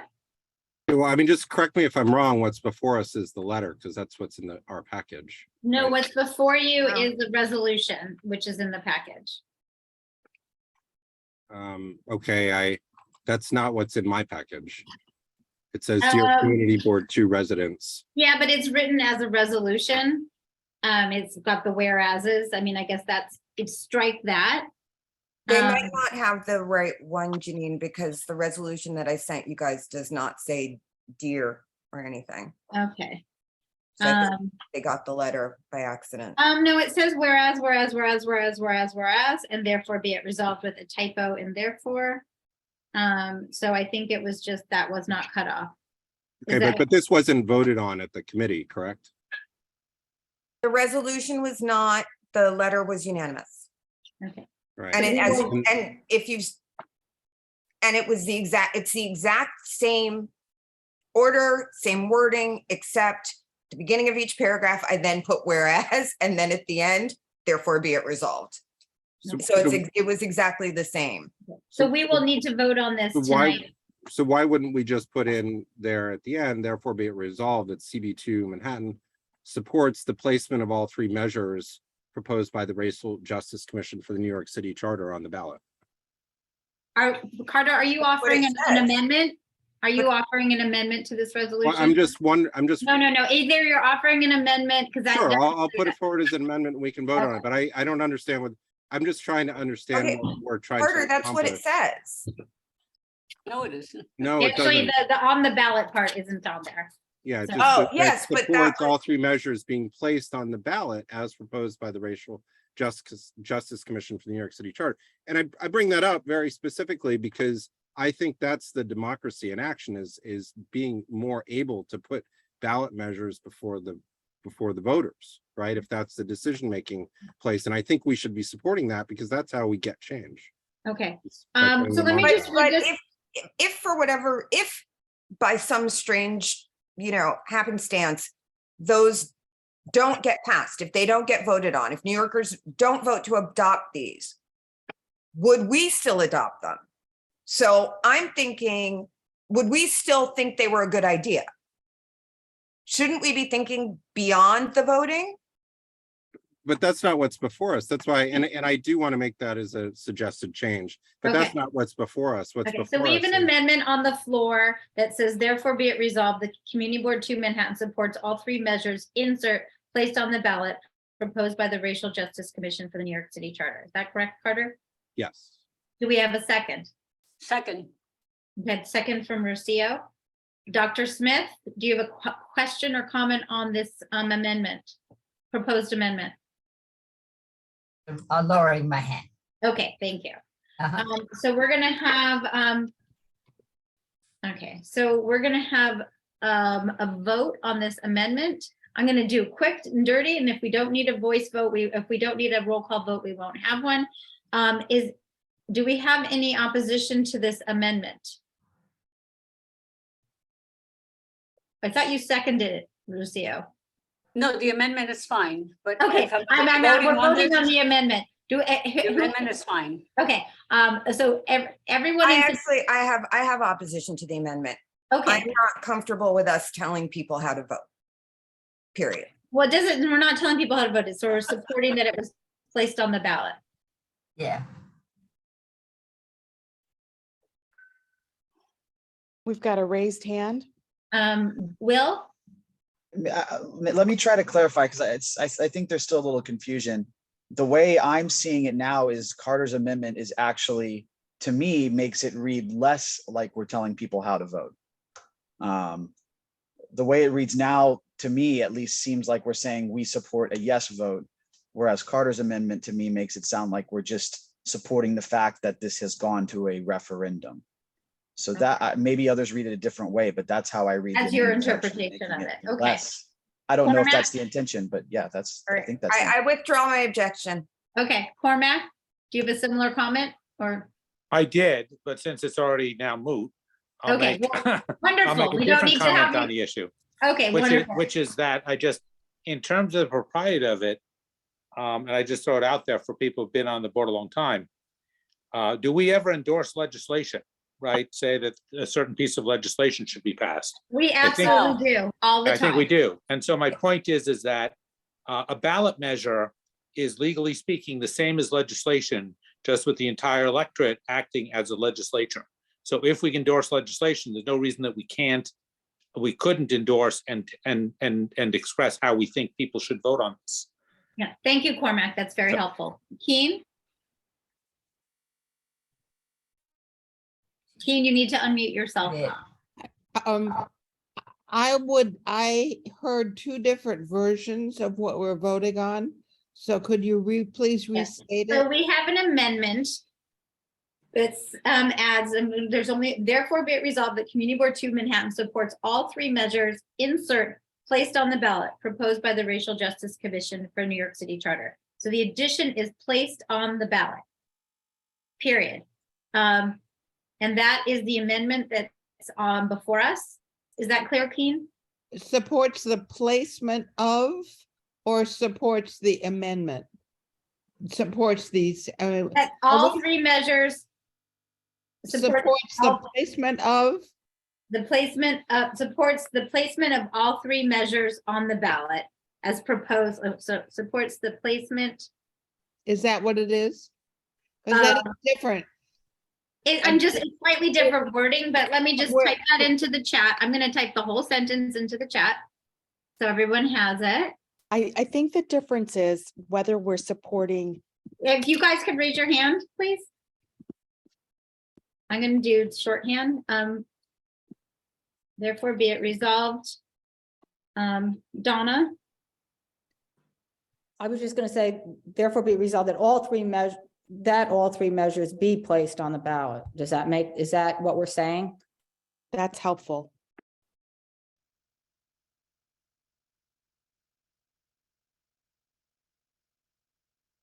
Or that all three measures proposed by the Racial Justice Commission for the New York City Charter be placed on the ballot. I think that's what we're trying to say. Is that not? Yeah, I'm just typing it in, I'm not that fast of a typer. Okay, therefore be it resolved that CB2 Manhattan supports that all three measures be placed on the ballot as proposed by the Racial Justice Commission for the New York City Charter. And that is the language that we would be voting on. Rocio, do you have another comment on this? Yes, I do. I believe that all those are already on the ballot. I already voted absentee and they were on the ballot. So why are we saying that they should be on the ballot when they already are on the ballot? We support that they're on the ballot. So that's If what you you're would like saying to, now. okay, this is the Carter, if you would like to tweak your amendment from what I just typed in, you're welcome to do so. Otherwise, this is the amendment we are voting on. And you can vote against the amendment or for it. Carter, did you have any tweaks to what you would propose? No, I mean, that's what I presented. I mean, the point here is Okay. that they came to educate all of us on the measures so that we can all make our decisions. Yeah. And that's why they came to Borough Board. Thank And this you. is a great process, and this is how, change happens. So that's why I think it's important, even though they're already on the ballot, to support it. Yeah, and some people voted early like you, but some people have not yet. So thank you for voting and thank you for voting early. So at this point, the amendment is as in the chat.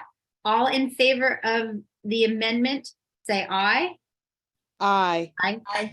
Aye. Shirley, I'm sorry, Shirley, Aye. did you have a question? We were Yes, already I voting. did. I'm looking at this and it says CB2 Manhattan supports that all three measures be placed on the ballot as proposed by the Racial Justice Commission for the New York City Isn't right. Charter. That's what it's saying. in the chart. Is that what we want? It's on the ballot already. It could be. We support the that it's on the placement ballot. on That's the same question that Rocio asked. So then it should be all that supports all three measures on the ballot, not be placed on the ballot. Okay, then let's, okay. Well, this was It's what, on the ballot. We already Okay, voted enough. and that's wasn't on the floor. okay. Do you want to, okay. Do you What's on want the to, floor? okay, well, it wasn't on the floor, and so we've had that resolution passed. Do we have another amendment, Matt? Do we know that it passed? Okay, do we have any opposition to this amendment? Because I need people to not raise their hands in the middle of a vote.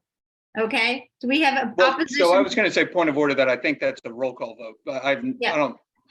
Okay, but I'm not gonna, like, I'm not gonna have a roll call vote if we're gonna have two people opposed. So, can I just? I'm voting no. You're voting no. Do we have other no votes? I'm voting no for seal. You supported the amendment. You were seconding. I know, but I don't like the whole thing, period. Okay, Still fine. don't know what's up there. Okay. So it looks like we have 4 no. Are these raised hands for no votes, or are these raised hands for comments? Because we're voting now. These are raised hands. So we have 3 no votes. The amendment passes. If Shirley Secunda wants to make a second amendment to change it, we can do that. But that's what's on the table. Amy, do you have a question, or are you voting? Confused. Okay. Okay. Okay, so therefore be it resolved. Ritu, do you have a question, or are you voting? I have a question. Yes, Or a okay. comment. Okay. I believe that we have been arguing over semantics over here. And what has been put forth by the committee was originally a letter in support of the 3 measures. That was turned into a resolution that stated we supported the 3 measures. The amendment that Carter put forth was to say, we don't want to say that we support the 3 measures. We just want to say we support that those 3 measures have been put on the ballot. Yes, you are just Okay. restating what we just discussed. I think it has been difficult, Janine, for people to have understood that back and forth. It's like watching ping pong in a bad game. Okay, well, that's why I typed it into the chat. So I'm sorry. So I'm sorry for the confusion. That is what we voted on. It's the language is in the chat minus there's a typo there. Because it says that versus the. So Amy, do you have a question? Lower your hand then. Thank you. Okay, do we have another amendment then, Ritu? Are you suggesting a second amendment, another amendment? No, okay. So, so the resolution, unless somebody wants to further amend it, is therefore be it resolved that CB2 Manhattan supports all 3 measures be placed on the ballot as proposed by the Racial Justice Commission for the New York City Charter. Okay, Ryder. Sorry, I think the intention of the amendment as offered was supports that they have been placed, not that they be placed, that it's a past tense placement, not a future. Can we tweak that language given the alignment of that tweak with the spirit of the amendment without re-amending it? It's really kind of just like a typo. I would agree with that. Okay, so let me just, I'm gonna therefore be it resolved that CB2 Manhattan supports that all 3 measures have been placed on the ballot as proposed by the Racial Justice Commission for the New York City Charter. I think that I think that is better grammatically. Thank you, everyone. Thank you, Ryder. Thank you, Carter. So at this point, I do not see any other hands up. Is there any objection, any willingness to move this resolution as minorly amended into the omnibus vote? Seeing none, we will move the equity, race, and justice resolution into the omnibus vote. Everyone, if you have amendments going forward, ideally, if you could scribble on a piece of paper or type on a word and share your screen, whatever, so we can have the language in front of us. as we go forward. So it's much easier. We have it that way. Thank you. Next up is Rich Cacapolo, Parks and Waterfront. Hi, everyone. Parks and Waterfront Committee meeting. We usually meets first Wednesday of the month, but due to holidays, we didn't get a chance to meet until Monday, just a couple of days ago. And we usually have a, this was not a typical meeting. We used this opportunity more to do kind of a hearing, a community or a public hearing about some activities at Sarah Valley Playground, which really involved primarily pickleball and the growth of pickleball and the use of pickleball by various players and what is an unpermitted space. By that, I mean people don't reserve time there. And so after we had some introductions from elected officials and the new recently appointed Manhattan Borough Commissioner, Anthony Perez, but the real goal was to get people, community members, pickleball players to, use the time to comment, and we had, I think, almost 200 people attend, most who listened, but quite a few commented. And we wanted to write we didn't want to propose anything. That wasn't our job. Our goal was to, to act as a vehicle to get people to comment about what was happening there at Sarah Valley. So we wrote a resolution, and I just want to read it's kind of a putting down a line, a marker at the start of what it's going to be a process of trying to, find a resolution. So you can read the resolution or finding a resolution to the problem, different use of the word resolution. So we have these comments in the whereases, and then I'll read it that therefore be it resolved that Community Board 2 Manhattan 1 values our role of assisting and addressing community needs and concerns by acting as a conduit and as advocates for community residents to city agencies, and 2 sees the Parks and Waterfront Committee, our committee's meeting of October 17th, 2022 as a successful beneficial step in a continuing process of finding solutions that will balance the objectives and goals of both pickleball players who want space to play and residents who adamantly want to protect the open, unpermitted space at Sarah Valley Playground from this use they believe to be inappropriate and potentially dangerous. And 3, hopes to be included in the next steps of the process, including presentation of proposals to the community, and 4, encourages the Department of Parks and Recreation to suggest viable options for more pickleball courts in the future, while concurrently reviewing and posting guidelines for use of Sarah Valley Playground. So understanding is clearly communicated and rules can be enforced when necessary. So that was the result of our meeting. And Thank you, Rich. Sure. Do we have any questions? Any oh, okay. Seeing questions. Lucy, you have a question. Okay. Rick, did you get any feedback at all regarding the Houston Street Playground, the Walker? Passanante. Passanante. Passanante, yes, thank you, Passanante. So I understand.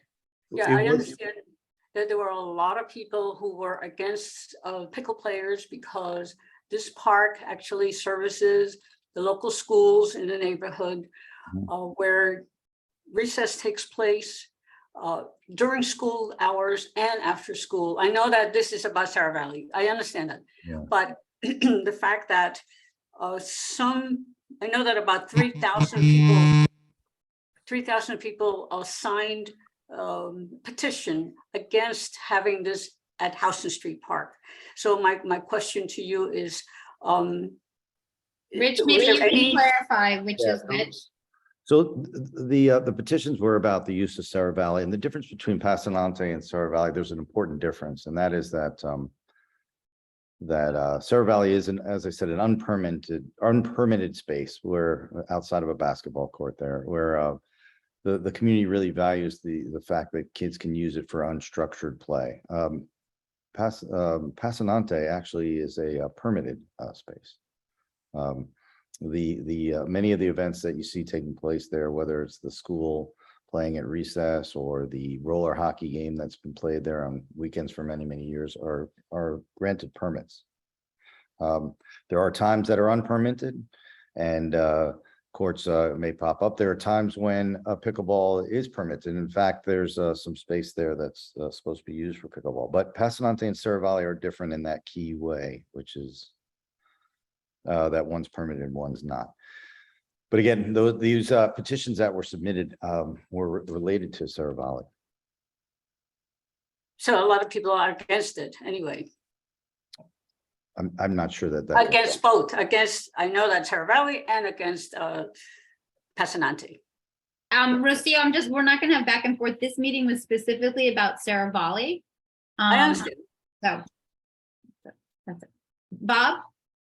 Yeah, I just, Rich, just in terms of, I mean, what is the committee's plan moving forward? Is there going to be some sort of recommendation about the park at some point in the future that we can look forward to? Well, that's not our job. Our job, I think, is to try to get proposals from the Parks Department and others, and then try to get them in front of the community and use our role in a way to get some feedback on those. So what I'm hoping to see is that the Department of Parks and Recreation will come up some proposals and use various ways to get, to communicate that, including, and get feedback on them, including through our committee. It wasn't I'm sorry, I try not to do the back and forth, Janine, but Yeah, but you are. I apologize. Yes. Just one quick back and forth here. So One, that's it. just one. But my impression was that the Parks Department had already come up with a plan or a resolution where there were going to be 2 courts and that's it. And so is that changing? I mean, No, that's wrong. First of all, that's wrong. okay. So as far as whether it's going to change, that's up to them. But what happened was, and it's in I think I put it in the notes there, is Commissioner Castro, who's since retired, he was he decided that they would install, without any community discussion, 2 courts kind of at the edge of the open unpermitted space. And so they painted down 2 20 by 24 foot courts. And that was just a test, and there was some feedback on whether that test was good or not, and whether it should have been done without community input or not. And there was great question as to whether that, in fact, spurred other courts to be set up by groups that came. And so that was part of the discussion, and part of the response from Parks Department will be whether or not they remove those courts or they handle those courts in some fashion. But that was not proposed, and I think, again, it's important. I don't think our job, and I'm sort of tempted always to try to get proposals out, but that wasn't our job here. Our job, and I don't want to be accused of trying to negotiate something behind the scenes. That was not it. Our goal was to get the community and both sides or all views out. And so we tried to do that. Next step will be to hear from the Parks Department about what they think is best, and they can make some proposals. And that might, and people can then respond, and that will be at another public meeting. yeah, that's the goal. Dr. Smith? It's not a back and forth, but could you be a bit more specific about what did the community say and what did the pickleball people say? I mean, you're speaking kind of in vague generalities, and it's kind of hard for me to. Well, the details are in the minutes, which is why he's giving an overview. Okay, so Rich, why don't you give a 2-sentence give a quick overview, Rich. No, I don't feel comfortable doing that. I mean, there's a transcript, you can see it. Yeah. There are a lot of different positions, and there are a lot of and people express them in different ways. And some people thought very strongly that pickleball shouldn't be allowed at all, and other people said, well, there must be a balance that can be found.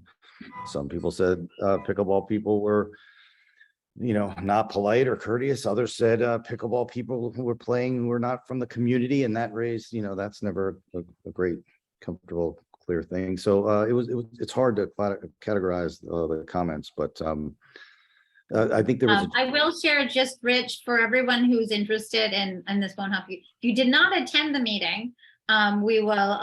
The office will be posting all meetings on Fridays. Given limited staffing, but they'll be posting them on the CB2 YouTube channel. So if you're interested, you can take a look at it. And if you're interested in the chat, or the transcript, we can also get that to you. Obviously, the transcript is not perfect, but I do want to point out that when the videos are on YouTube, you can watch them at however fast you would like to watch the video, or skip to the good parts. Okay. Michael Levine. Yes, real quick question, Rich. In the resolution, I don't recall if I heard this. Is there a due date for the Department of Parks and Recreation to come back with a proposal, or are you leaving that up to them? We didn't give them a due date. But I'm confident that they're going to come back very, very quickly. Can we expect something before next summer when you might get a really hot pickleball season again? Okay, please mute yourself if you're not talking. Before next summer, yeah, I think before next, I think very quickly, I would say before next month, and before next, this is a, this is a very heated thing, and the situation there gets quite contentious on certain days, particularly on weekends. So all the elected officials and the Parks Department and the police who have been called in at various times would like to get this resolved. And the solutions, let's say that other places are offered up, it may take a little while to get those places set up. I think that's what you mean, Michael, but yes. But the approach to how that the ideas will be presented in I think a very short order. Good, thank you. Yeah, I can guarantee you that everyone's very engaged and very serious, and it's not on any other reason, but just because I want to give some guidance. We have a new commissioner. Obviously, we have, the elected officials who are hearing about this. So yeah, this is going to be addressed. Great, thank you. Thank you, Rich. You're I don't welcome. see any other hands. Without objection, I'd like to move this one resolution into the omnibus vote. At that time, people can call up their votes separately if they choose to do so. Janine, I have a request, please, because we didn't talk about it long enough. On the. Can we just finish this one? Can we just finish? Any objection to moving the parks? Is this regarding parks? No. Okay, just so let me finish the parks. Any objection to moving the parks resolution into the omnibus vote? Seeing none, we will move it into the omnibus. Ritu, I think you need clarification on who voted no on the amendment to the equity, race, and justice resolution. I think. Correct. Okay. If you voted no on the amendment, if you could raise your hand right now. That was Rocio and Matt. Do we have any other no's? And Amy Brenna. Okay, 3 no's. Okay, thank you. Rocio, Matt, Amy Brenna. Thank you very much for that clarification. Okay. Next up, we have Chenault, landmarks 1 and 2. Chenault, floor is yours. The first meeting, the first application, 464 Broome Street, to add new lettering to a glass storefront window. It was modestly done and doesn't detract from anything in particular, and we approved it. 580 Broadway, to replace the entry door at the Broadway facade and install a new marquee at the Crosby Street facade.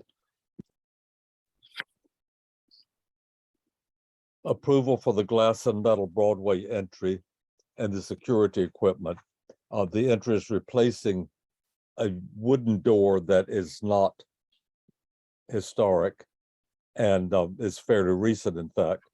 And the proposal matches the entry next door, which was approved by the commission. Crosby Street marquee provided the lighting is soft and of a warm appearance and of the security equipment. The lighting is important here because it's a very dark street, and this will help just general safety as well as indicating where. 836 Broadway was laid over. 25 West 10th Street, raise the attic story and attic windows, construct new bulkheads, and modify the rear facade and excavate the yard. It was a little unusual to change the front facade. However, it is done and matches an approved building that was one of a matching set. And it does make the building more livable. And approve the modification of the front steps and the entrance according to the historic records and the restoration and modification of the front facade. Approve the rooftop addition, which is modestly visible. approve the demolition of a non-historic extension and the modifications of the windows in the rear facade. Approve the excavation provided in the usual way that they're careful with the building and with the neighboring buildings and adhere to all the regulations, which are extensive and designed to protect everything within seismic distance of the building. 232 West 10th Street, demolish an existing year round extension and construct a new rear facade and new roof bulkhead. Recommend approval of the front facade restoration, rooftop addition, and lot line windows and the rear facade modifications. If that seems redundant, the reason we write this way is because often the commissioners only see the conclusion and not everything before. We had the expense budget priorities. There is an added bit after the meeting that was agreed to, and it only amplifies and provides a method for the general idea and the previous things. So this is what we put forward and was considered at the meeting of the executive committee. Do you want to go on or move this one first? Let's move this one first. Do we have any questions on landmarks 1?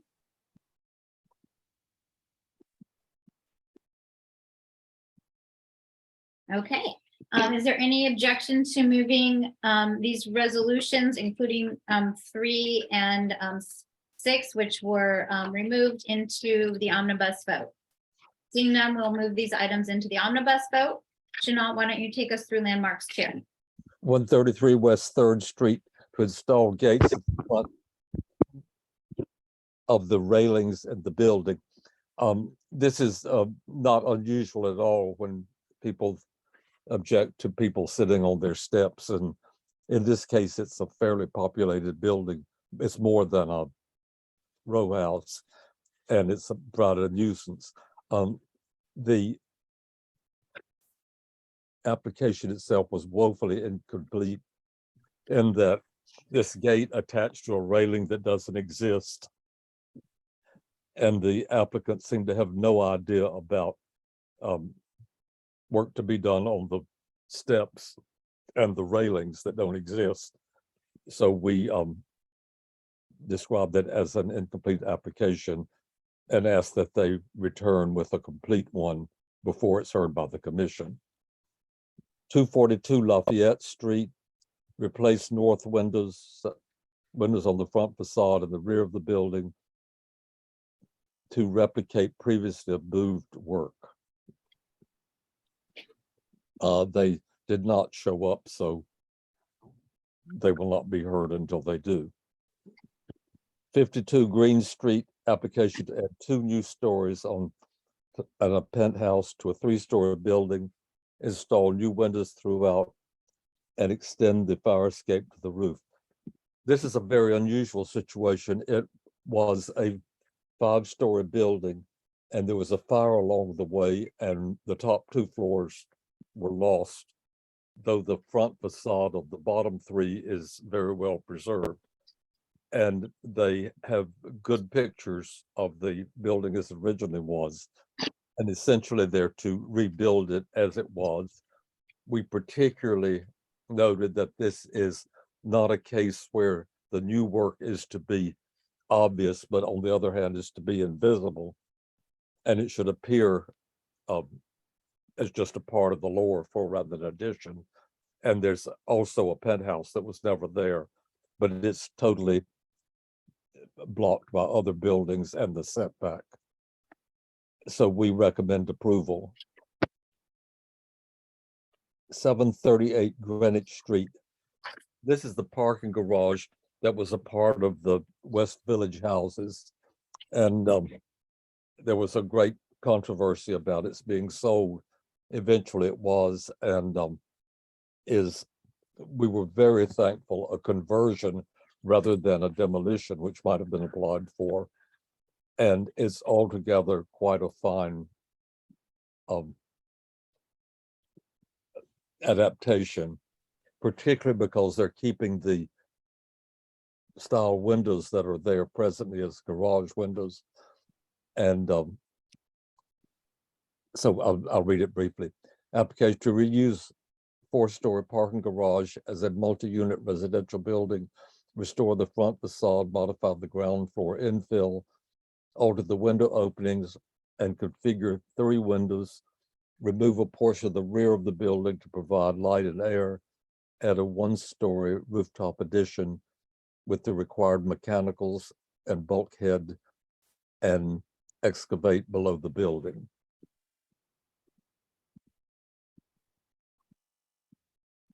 In the interest of consolidation, we recommended approving the application, provided that modern glass balcony railings are changed to iron, modified dormer at the penthouse level that disturb the view from the street, replace historic multi-pane windows in the west bulkhead, use multi-pane windows and doors in the ground floor to preserve the historic character, paint the garage doors something other than the black that was recommended, that was proposed. Preserve the sign band text. It says village garage and parking, and they wanted to obliterate pretty much the words parking and garage, and we felt it should stay intact since it's there and is it seems to be a particular thing. This is a residential building. They don't want it to be confused, or they don't want it to have a quite so much a commercial look about it. After the meeting, they made 2 changes. A window that was to be replaced with a plate glass that they agreed to make multi-pane, and that the garage doors opposite the infill where there used to be garage doors would be painted a color other than the stark black that as we recommended.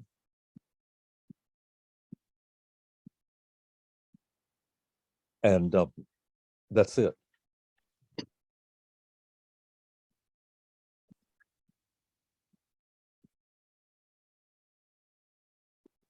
Okay, well, thank you, Chanel. We have 2 questions. First, Rocio. Hi, Chanel. First, I want to make a comment, and I just want to thank you for all the work you've done for so many years on landmarks. It's been a joy to work with you, and I'm very appreciative of everything that you do. Your resolutions are always right on point. I really enjoy reading the work that you put together. I just have one comment regarding number 133 West 3rd Street, install gates in front of railings of the building. I read the comments that you wrote, that some people came against it because of the narrow sidewalk. So my suggestion for future, you could always tell the applicants to please make sure that the doors for the railing are self-closing. So they immediately close when they're on hinges, so they will close. And therefore, they will not stay opened, preventing pedestrians from passing by. That's just my suggestion. That was in fact discussed, but we didn't get that far with them because it's just an unhearable proposal at the moment. Anyway, thank you. Thank you so much for all the work you do. Much appreciated. Okay. Shirley Smith. Oh, yeah, I have no qualms about the resolution, Chanel. Totally in agreement. It's just a location that I'm confused about in number 4 Greenwich Street, H1. You refer to the Northern Dispensary at Sherman Square. Is there a Sherman Square? That is Sherman Square. Sheridan Square is the block in front of the Gristides. Oh, that I know, but I never knew that was called. But that's Sherman called Square. Sherman Square. Okay. Where the Gay Liberation Park is. Where the Christopher Street Park is, right? Yeah. Yeah, okay. Didn't know it was German Square. Thank you. Okay. Thank you. I was just trying to identify that it was close to the subject building. Okay, thank you very much. Any other questions? Seeing none, is there any objection to moving landmarks 2, 1 through 4 into the omnibus vote? Okay, any unwillingness? Okay, so we will move these into the omnibus vote. If anyone wants to call it a specific item at that time, we can do so. Next up is Will Benish from Quality of Life. Hello, everybody. So we had 5 street activities on our agenda this month, as well as 2 FYI renewals. Of the 5, unfortunately, 3 were no-show, 1 deny, and 1 approved. So let me go through quickly. Number 1 was October 23rd, Financial Times photo booth, Gansevoort Pedestrian Plaza. That was a no-show denial. Number 2 is on November 12th. This is also on the Gansevoort Pedestrian Plaza. This is a Visit Savannah tourism activation. The committee had several issues with this one. Number 1 being that it's essentially an advertisement that's taking up the whole plaza, despite the fact that advertisements technically aren't permitted on public plazas. There's very little connectivity to the city and the neighborhood. Again, I mentioned it's taking up almost the entire plaza. There won't really be room for public seating, which we think is especially objectionable given that they're going to be closing the plaza during the Veterans Day holiday, because they're going to set it up the day before and just leave the plaza closed and then do the actual activation on the 12th. So that caused some concern. And then the takedown is going to be overnight on the 12th, pretty much into 4 or 5 a.m. on the 13th. And that would create a noise disturbance as well. So we voted to deny that. And that was unanimous denial. And then there was a second resolution basically saying that if it was approved by SAPO, we're asking them to maximize as much public seating preservation as they can. So that's the first one, or sorry, that's number 2. Number 3 was the Timberland Mobile pop-up. That was a no-show denied. That one also was an application for 2 blocks, which isn't permitted under current SAPO guidelines. So we noted that as a second part of that resolution. Number 4, the Dance for Kindness, November 13th, Mulberry between Broome and Grand, and Waverly between McDougal and Washington Square East. No-show deny. And then number 5 was November 19th, IDE Public Restroom Pop-Up Broadway. This is an activation sponsored by International Development Enterprises, which is a large multinational nonprofit. They're essentially doing a 1-day restroom pop-up to draw awareness of the fact, lack of restrooms in various parts of the developing world. This was a unanimous approval. The committee did have an issue with the fact that they, as presented, did not make the trailer ADA accessible.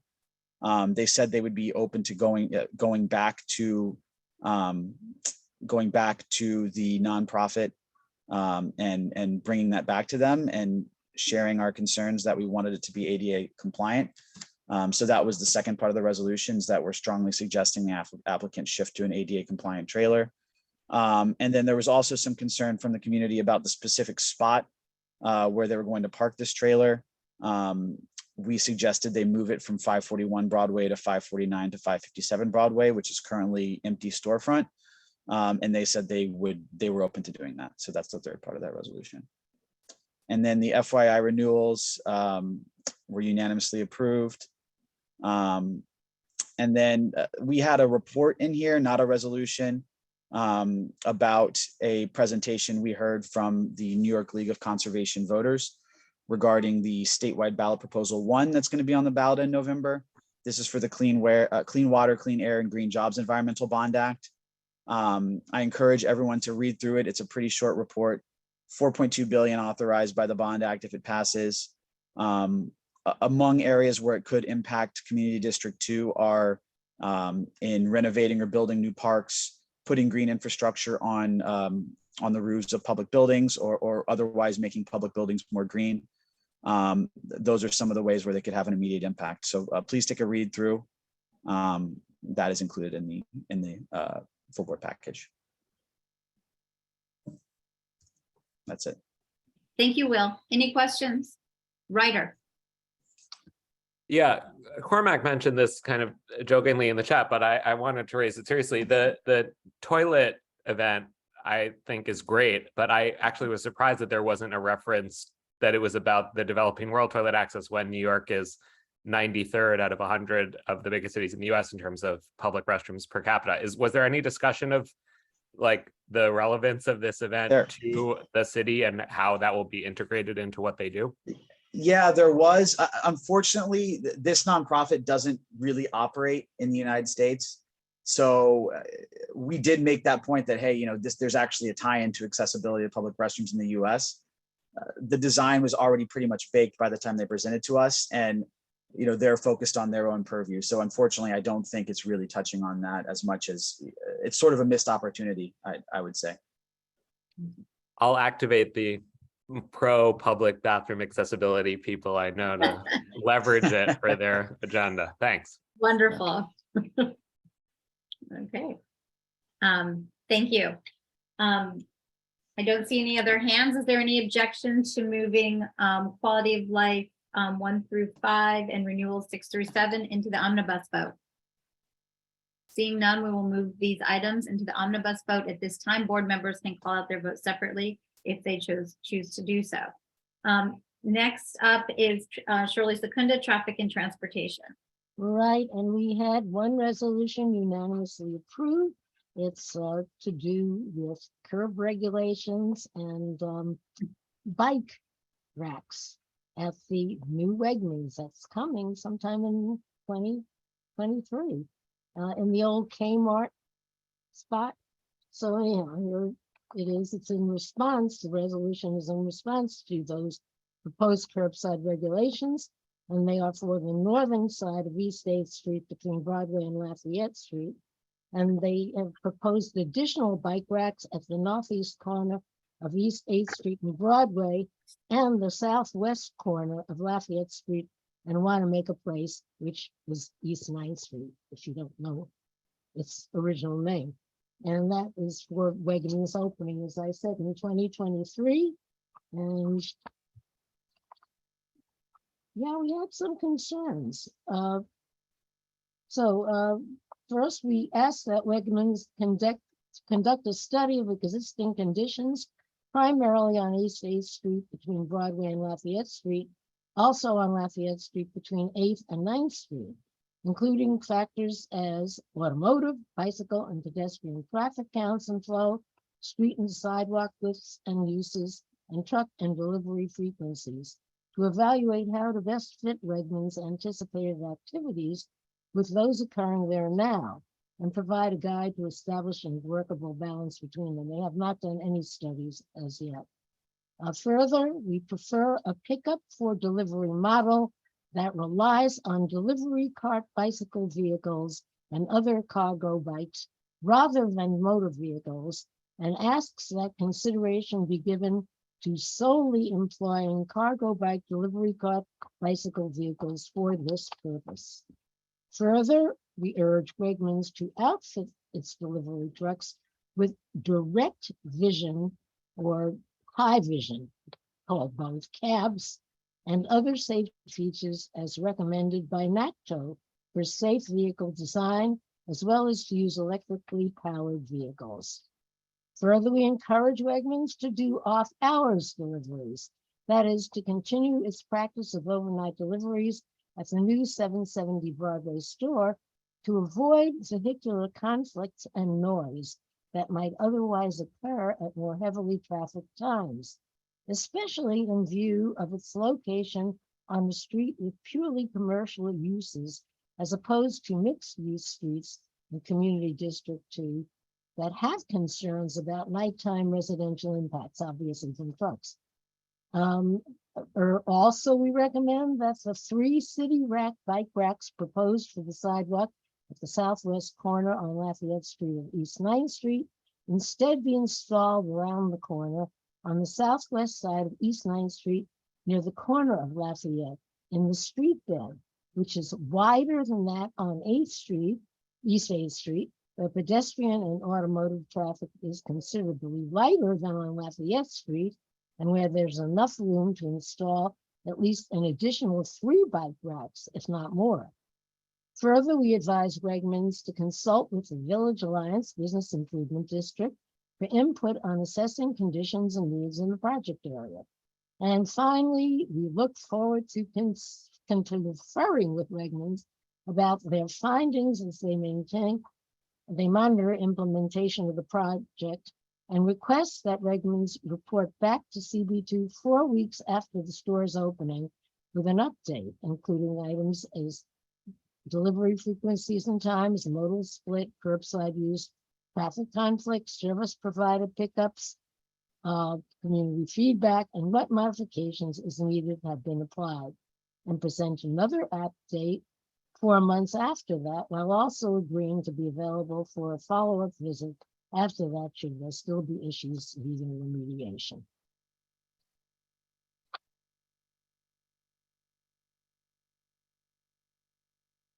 Shirley, do we have any questions? Seeing none, is there any objection to moving the one resolution into the omnibus vote? Okay, we will move the one traffic and transportation into the omnibus vote. And next up is SLA 1 and 2. Donna and Bob? Okay, so SLA 1, we had 18 applications and 9 resolutions. All the rest were either laid over, withdrawn, or no shows, and all the votes were unanimous.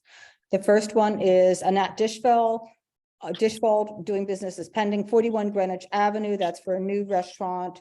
Wine, that was deny unless with Stips, unanimous. Hiro Nishida, doing business as Sushi Delic at 177 Lafayette Street. That's a new restaurant wine in a previously unlicensed location. That one was a deny, unanimous. Double J Operations LLC, doing business as Kung Fu Rasta at 406 Broome Street, an on-premise for a restaurant. And that was deny unless with stipulations, unanimous. 357 West Broadway, ground floor, second and third floors. That's a new restaurant wine, previously unlicensed location. Deny unless with Stips, unanimous. SIP Acquisition, 60 Thompson Street. That's an on-premise for a hotel. Deny unless with stipulations, unanimous. Central Pace Soho, doing business as Central Pace Soho at 196 Spring Street. That was a class change from a restaurant wine to OP. That was a deny, unanimous. And then the next 3 are just re-notifications. So 337B West Broadway, that's a tavern wine bar. They sent us a new 30-day notice.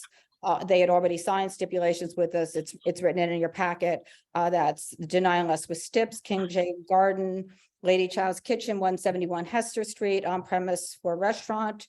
Same thing, re-notification with an updated form, deny unless with Stips. And 160 Prince, doing business as Milady's, 160 Prince. That's an on-premise for a restaurant. It was a re-notification with the new form, and that was deny unless with Stips. All 3 of those had Stips previously, so that's what was signed. And then items 10 through 18 were either, again, laid over, withdrawn, or failed to appear. And that's it for SLA 1. Thank you, Donna. Any questions? Any call-outs? Rocio? Rocio? Rocio, did you have a question or a call-out? I am muted. Thank you. Sorry. Number 1, SLA number 1. Annette Dishveld, 41 Greenwich Avenue. The 5th whereas, item number 18. Again, you are requiring the applicant to reappear. My question is,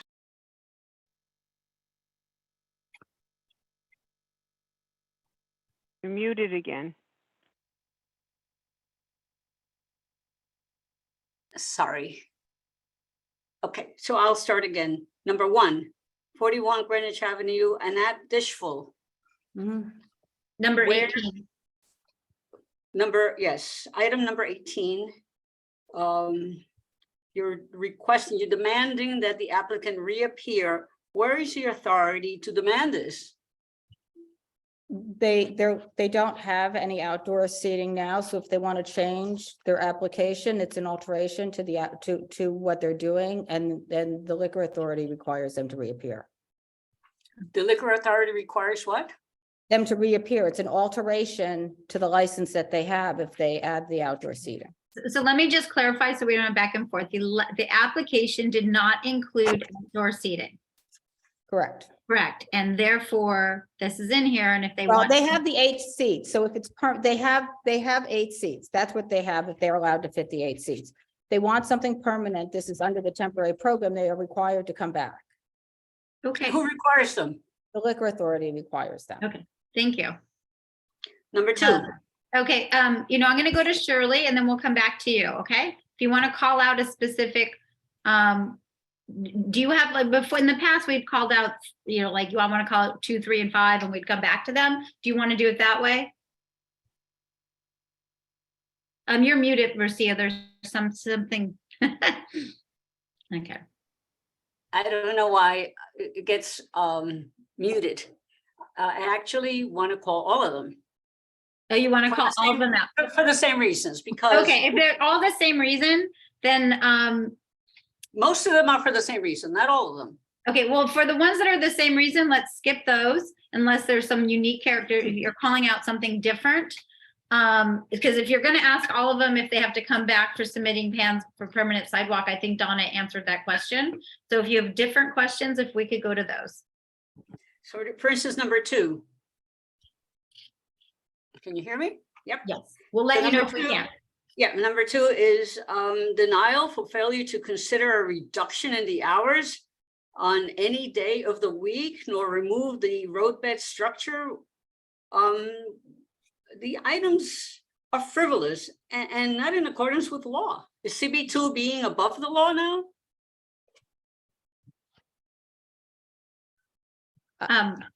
I don't have an answer to that. I mean, I'm not gonna. Okay, number 3.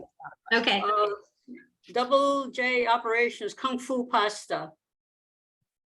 Item number 7th, whereas, item number 21, they forced to reappear again before CB2 for alteration. Okay. Rocio, if it's the same issue, we've already answered it, so please don't ask the same question again. Thank I you. will try not to, except that I wrote all of them, so. Okay, I'm well, sorry. if you can read, if you do, we'll, I'll just go to somebody else and we'll come back to you. Would you prefer to do that so you can go through your notes and we can go through this more efficiently? Why don't we do that? I'm done with this one. I'm done Okay. with this one because it's always the same thing. Okay, And it's really unfair. go through your next ones, please. Go ahead, I finished with that You're one. done? Okay, thank you. Shirley Secunda? Yeah, this is just about a term that I probably has been used before, but I just noticed it tonight. What do you mean by instant application? As opposed to usual? The immediate application. Oh, The- that's all. The current one. The present Oh, application, the oh, application okay. before us. Okay, thank you, Shirley. Manhattan Community Board 2, Adam Zeldin. Thanks. Sorry, I can maybe wait until Do you have a question? I'm on number 6. I can wait. Well, where you could just ask your question on number 6. Okay, my question is, in whereas number 6 of SLA 6, we say that the amount of outdoor seating in the area is inconsistent with existing interior storefront footprint. I guess what would be consistent? Like I live on that block, it's 196, I live at 172. It's kind of a nice street and neighborhood. I'm just curious, like what would be consistent? Okay, thank you for your concise question. Thank you. Donna? You're looking at number 6. 6, little 6, whereas? Yeah, whereas. Which I think there's a renumbering there. Oh, there's 2 whereas 6s. 2 number 6s, so that has to change. So it's this whereas 7, the actual, is it the last one?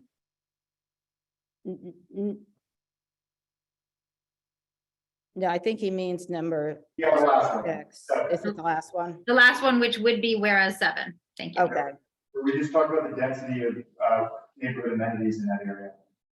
I mean, there's just a tremendous amount of outdoor seating out there. So consistent would be something that is not the same as the seating that's inside. Basically, they have the same number of seats outside. In aggregate though?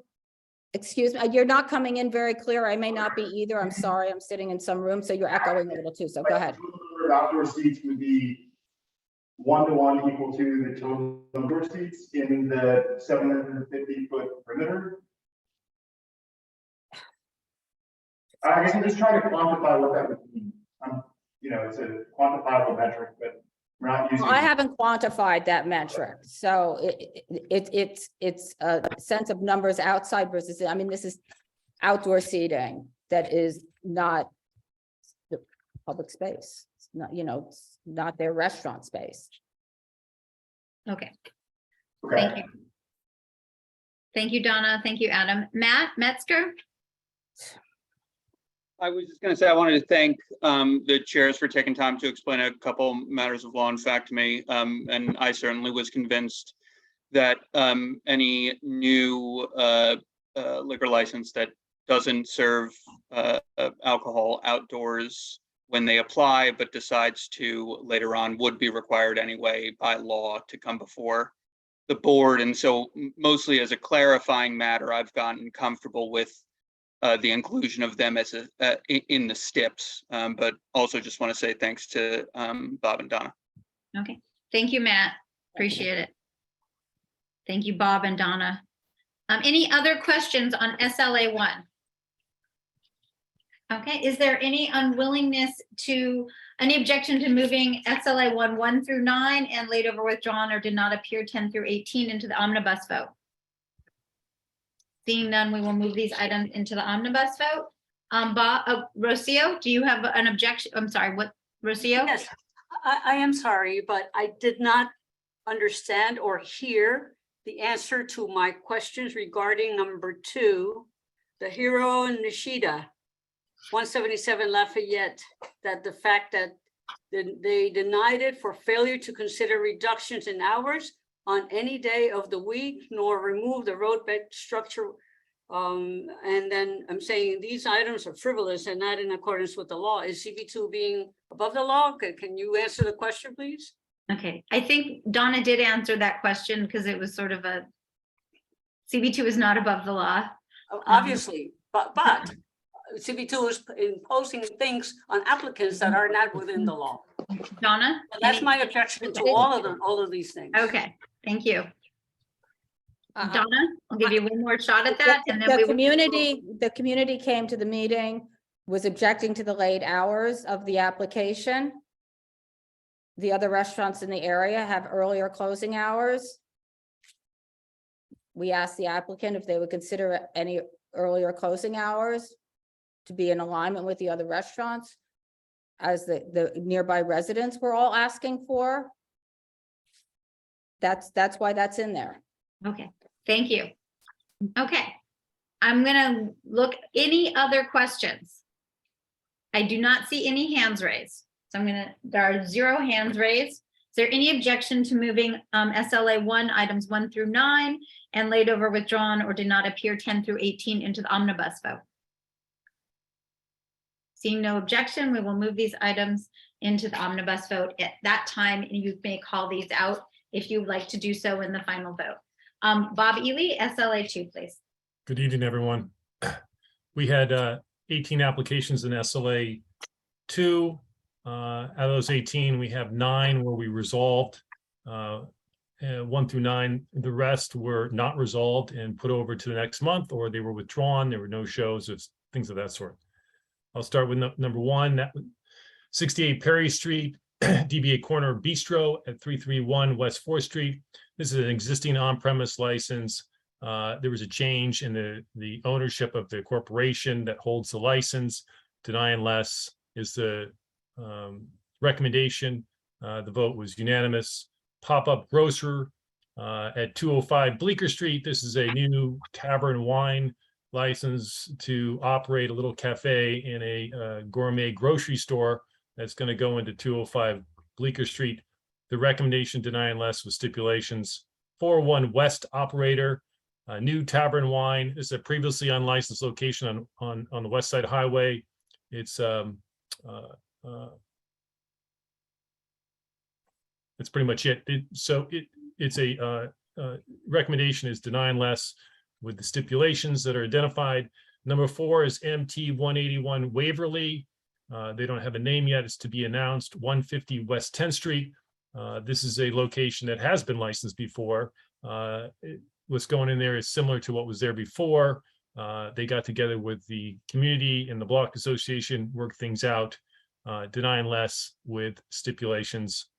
Pyramid Effect Corp, 176 to 187th Avenue. It's a new restaurant wine application for the Rivoli Pizza place that has been there for a number of years. The recommendation was to deny that particular application. That's unanimous as well. Number 6 is Maman Meat Packing, 800-802 Washington Street, also known as 95 Horatio. This is for a new on-premise liquor license and a previously unlicensed, at least in terms of on-premise at the location. Deny unless they also did get together with the community members. Deny unless with stipulations. Number 7 is Sao Paulo Hospitality at 569 Hudson Street. This was an application for a new on-premise license to operate a restaurant. The gentleman came back.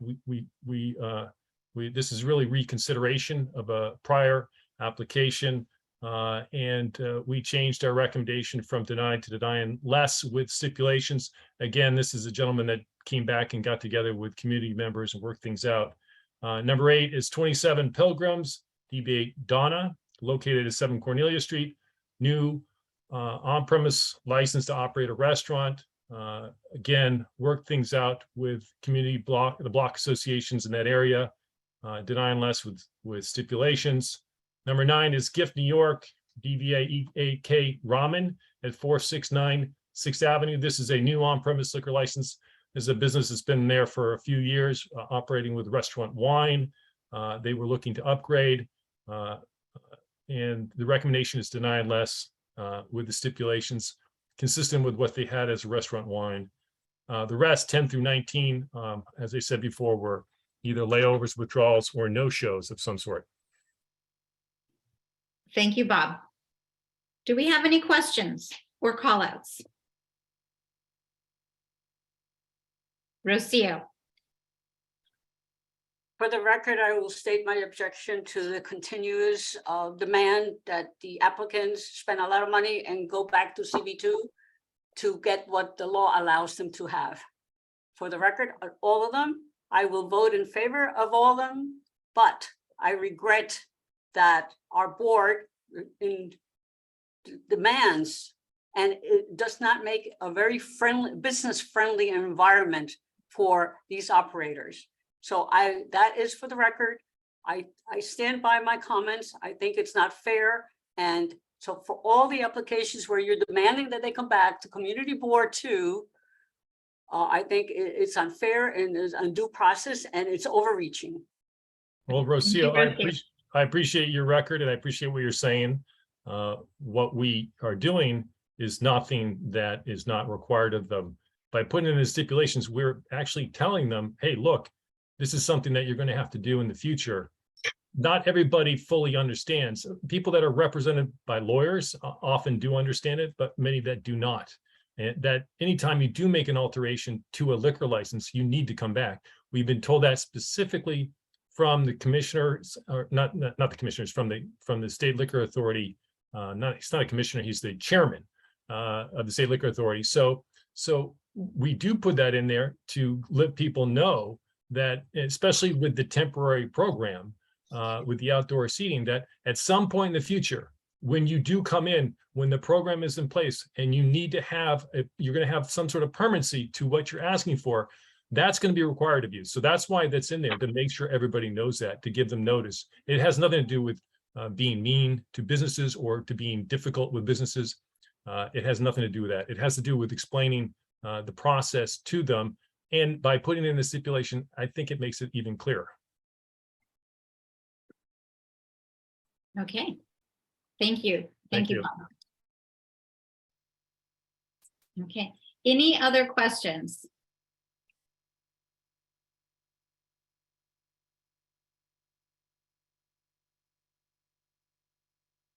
Okay.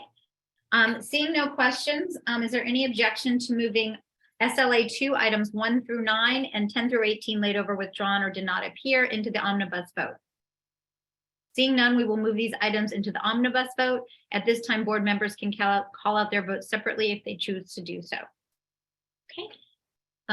Next up is we have the capital and budget priorities, which we discussed at length in last night on Tuesday night's executive committee meeting, and they are on the last few pages of the of your package. And so for the capital budget priorities, we've itemized 1 through 15, which came up through our committees, and then we have continuing support 1 through 6. Are there any questions on the capital budget priorities? Natasha? Just in terms of process, for voting on the capital or expense, are we able to vote against specific line items, or is it a vote on the entire package? It's a vote on the entire package. And so each committee, other than, I guess, arts and institutions and parks met and discussed these items, and then we discussed them again at exec. And everyone who was at exec was able to participate, and then you would just vote yes or no on the priorities. Okay, are we able to make any amendments during this time? I understand that they were you can make an amendment, and we would have to vote on it. So we would have to vote on it. So do you have I'm going to take the other questions, and we're going to, just so you know, if we're going to go back to an amendment we had earlier. We're going to share the screen. So if you have a specific amendment, if you could jot it down on a piece of paper or write it, and I can allow you to share your screen, and you can share it with us, or you can, I just want to make sure we get the language correct. You can, so I'm going to come back to you. Shirley Secunda? Yeah, real simple. In the expense budget priority. Oh, we're talking capital right now. Do you have anything on capital? Capital, no. Okay. Okay. Well, then I'll take your, for the expense, we ranked our top 20 in the meeting, and then we sort of did pro rata 21 through 44. And just so people know, this is, these go to the city agencies, and okay.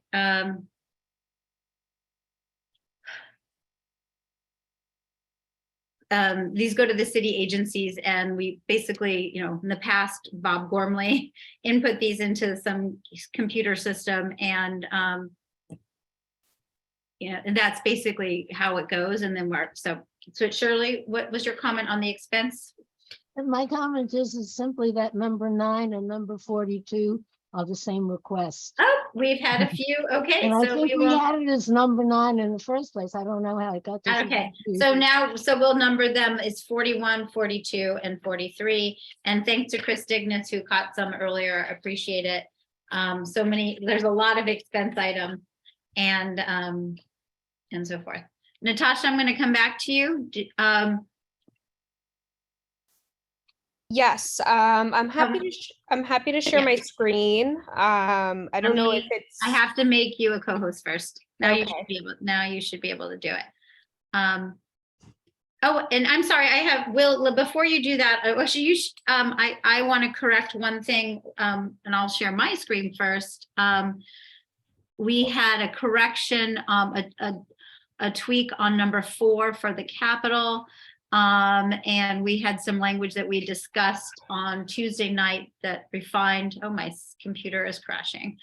I can put it in, Janine, in the chat if you want. Okay, why don't you put it in the chat, and I'll share my screen so we can, okay. So this is number 4 revised. It says number 4 in capital. This is for resiliency. Allocate funds for baseline study of all city-owned and other infrastructure and conditions underneath the ground surface along the far western edge of CB2 to inform the groundwork for major storm resiliency initiatives to protect the west side of Community District 2 along the Hudson River waterfront and areas immediately inland. In the aftermath of Hurricane Sandy 10 years ago, it became clear that the Hudson River waterfront and CB2 is dangerously vulnerable. After making variations of this request for many years, the agency's response has been that further study of the request is needed. We would like to know if any study has been done, and if so, what were the findings and recommendations, even if resiliency projects such as USACE study or a more localized study of underground conditions along the west side are partially funded with federal and/or state funds. It is clear that any major project will likely need to have matching funds provided by the city DEP. And Will, did you also put that in the chat? No, You know what? I have it here. why don't you just, yeah, I'm I just have it double right checking here. it. I'm double checking it. I but cut think and that's paste from the email you sent good. me. Yeah, I think that's So good. into that, okay. And that was just a refinement. And just to be clear, there are word counts and space counts in this computer system. I don't know what they are. So often these things do get shortened a little bit when they get submitted to the city because it's a system that you have to submit to. So Natasha, I'm going to let you go ahead. Sure. I don't have any language changes. I'm happy to share my screen, but my amendment or proposal would be to remove capital budget priority item number 2 entirely. Okay. Okay. Do we have a second? I second. Okay. Lucio. Okay. So let's take a vote on that. That would be removing preserving Elizabeth Street Garden from our capital budget priority list entirely. And let's do this as a roll call vote. Ritu? Yep, hold on. I'm sorry, I don't understand it. Okay, so our capital budget priorities are 15. Natasha is recommending that we eliminate our number 2 priority from the list, which is Elizabeth Street Garden. So voting yes on this resolution is basically voting no on Elizabeth Street Garden. So if you want to save Elizabeth Street Garden, you vote no. And if you want to develop it, you vote yes. Is that correct, Natasha? Yes. Okay. All right, Natasha. Yes. Natasha Avanesyan, I'm taking your vote. Yes. Okay. Akila Asqui. No. Will Benish. No. Keen Berger. No. Carter Booth. No. Katie Bordnaro. No. Anita Brandt. No. Amy Brenna. Amy, can you put it in the? Put it in the chat. She votes no. Okay, got it. Rich Cacapolo. No. Ritu Chatri votes no. Valerie De La Rosa. Valerie, can you please put it in the chat if you can't speak right now? John Paul DeVerna. John Paul. Chris Dignas. Yes. Bob Ely. No. Mar Fitzgerald. No. Stella Fitzgerald. No. Cormac Flynn.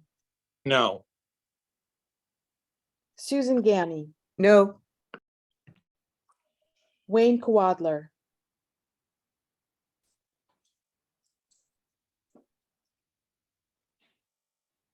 Susan Kent. No. Ryder Kessler. Yes. Janine Kiley. No. Patricia Laria. No. Michael Levine. No. Ed Ma. Yes. Matt Metzger. No. Dan Miller. Dan Miller, We'll have to come back to him. Juan Osorio, I abstain. Brian Pape, I vote no. Donna Raftery, No. Lois Rakoff, I vote no. Bo Riccobono,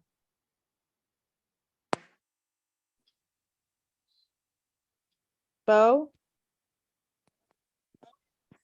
Robin Rothstein. No, it's Bo, no. Okay. Robin Rothstein, No. Rocio Sands, Yes. Shirley Secunda, No. Christian Shea, No. Shirley Smith, Dr. Shirley Smith, Chenault Spence, No. Anthony Wong, No. Cheryl Wu, Eugene. Sorry, no, it's Cheryl. Okay, thanks, Cheryl. Eugene Yu, Adam Zeldin, Yes. and Valerie, I see your hand raised. Is that a yes or a no? That's a no. Thank you. And I was a no too. Sorry, too. My mic wasn't working. Okay, got it. no. I was a no too, John DeBerna. Thank you. Okay. Well, the amendment does not carry. Okay, thank you. Okay. Thank you, Ritu. Okay. Thank you, everyone. And I just want to see, were there any other questions of Katie? Yes? On page 3. Of capital or Number- expense? Number 24, let me see. It must be expense because we don't have that many capital. Yes? Okay, yeah, it says allocate funds for new furniture for the library and new cafeteria tables. Is that for a particular school? Is that for all the schools? Patricia, can you clarify on that one? That's a good question. That's for a particular school. Is that for PS3? Yes. Okay, we will Okay, amend, good. we will clear. Thank you. Thank Okay. you. Thank you, Katie. Good catch. Any other questions? Okay. Katie, do you have another question? I'm going to lower your hand. No, I'll take my, yeah, lower my hand, Okay. sorry, yeah. I see no questions. Is there any objection to moving the capital and expense priorities as amended into the capital priorities as exactly as they with the amended language for Katie, is your hand up again? No, I Okay. don't know what's happening. Okay. For the capital budget priorities, number 4 is amended based on the language that we shared. For the expense priorities, it's amended with number 24 is added at PS3. And we got rid of the duplicate number 42, so it actually only goes through 43. And with any objection to moving those into the omnibus vote? Okay, seeing none, I am coming back with a clarification on the second resolution, equity, race, and justice. Carter has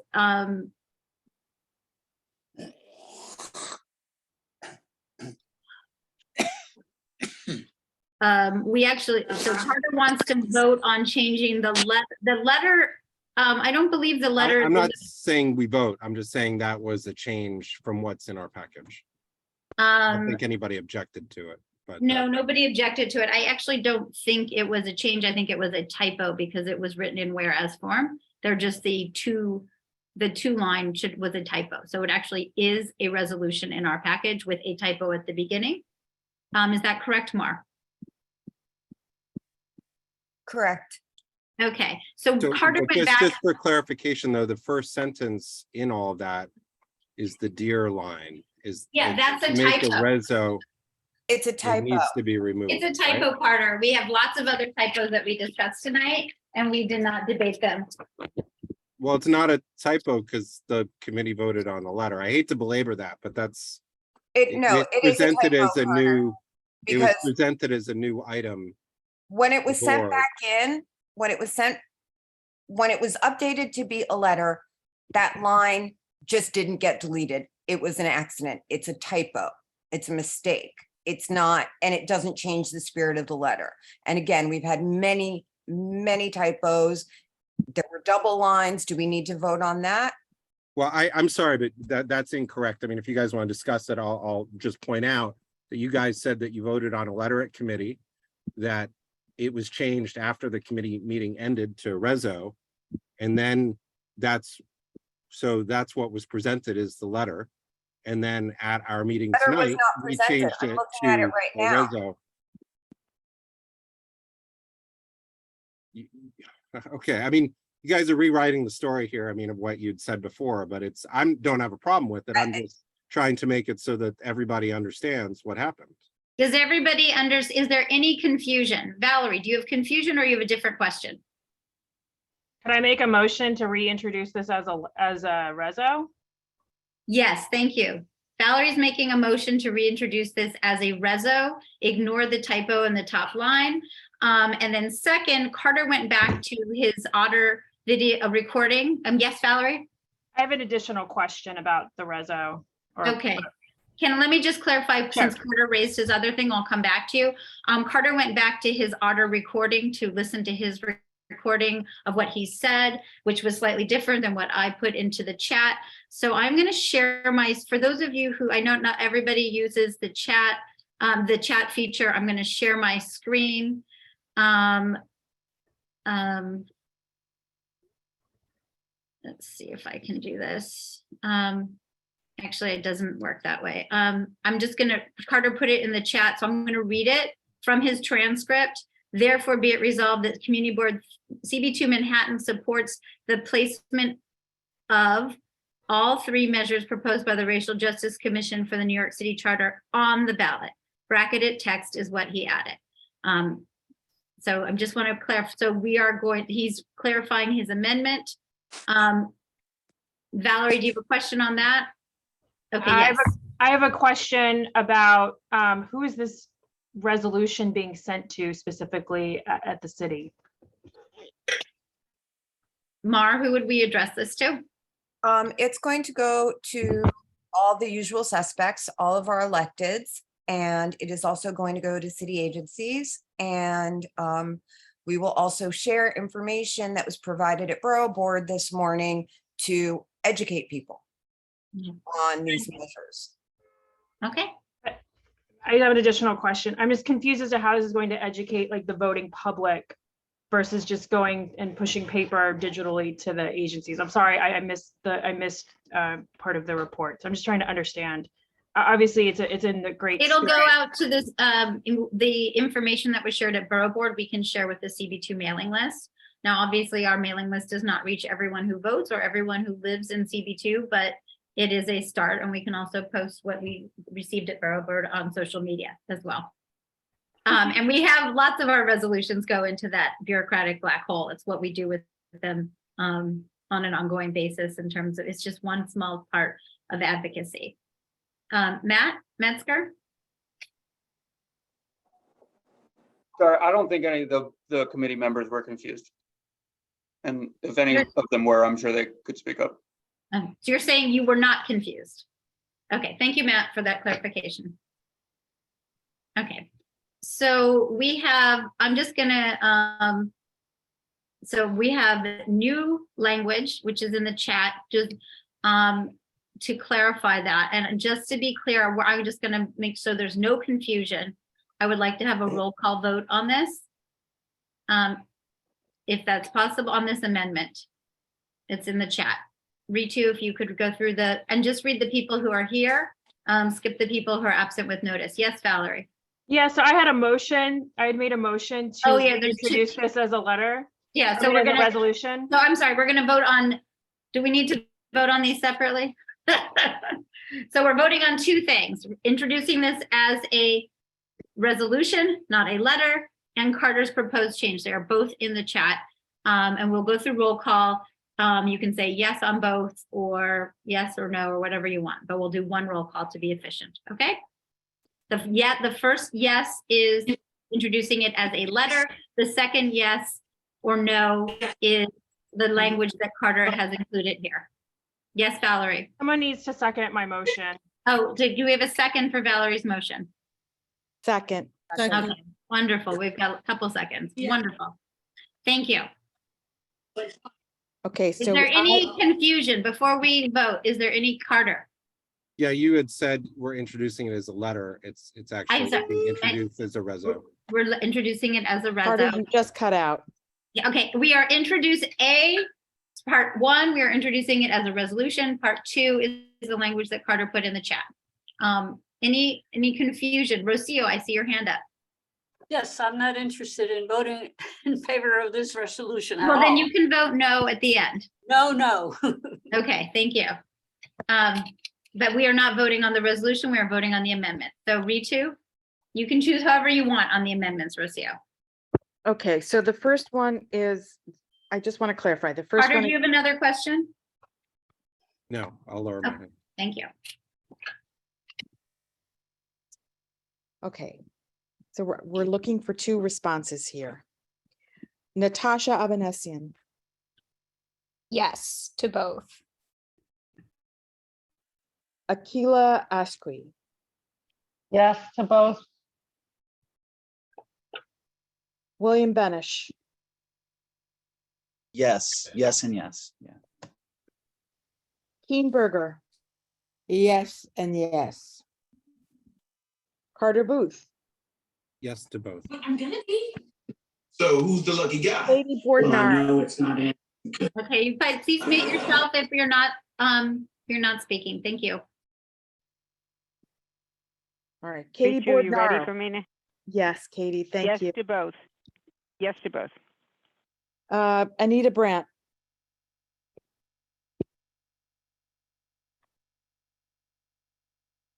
Amy Brenna, can you put it She in the wrote chat? yes to both in the Okay. chat. Rich Cacapolo, Yes to change from letter, and yes to change the result as written, yes. And Anita said yes, she's in the chat. okay. Yes to both, okay. I vote yes to both. Valerie De La Rosa, Yes to both. John Paul DeVerna, Yes. Chris Dignas, Yes and yes. Bob Ely, Yes, yes. Mar Fitzgerald, Yep. Stella Fitzgerald, Yes to both. Cormac Flynn, Cormac,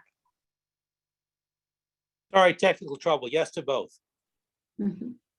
Susan Gammy, Yes. Wayne Kwadler, Yes to both.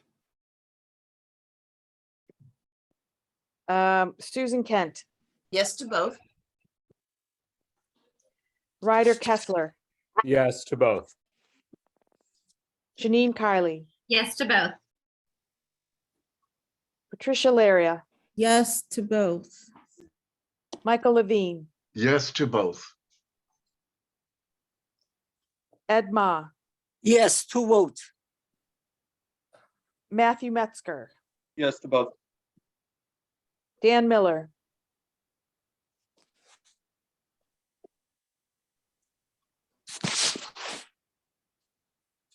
Juan Osorio, Yes to both. Brian Pape, Yes to both.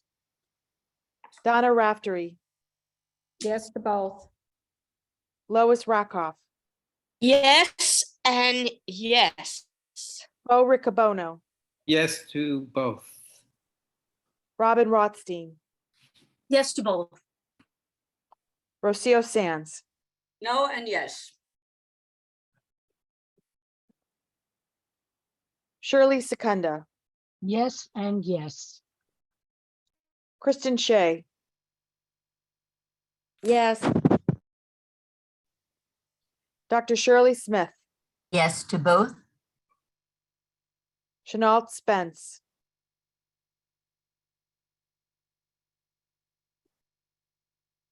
Yes to both. Anthony Wong,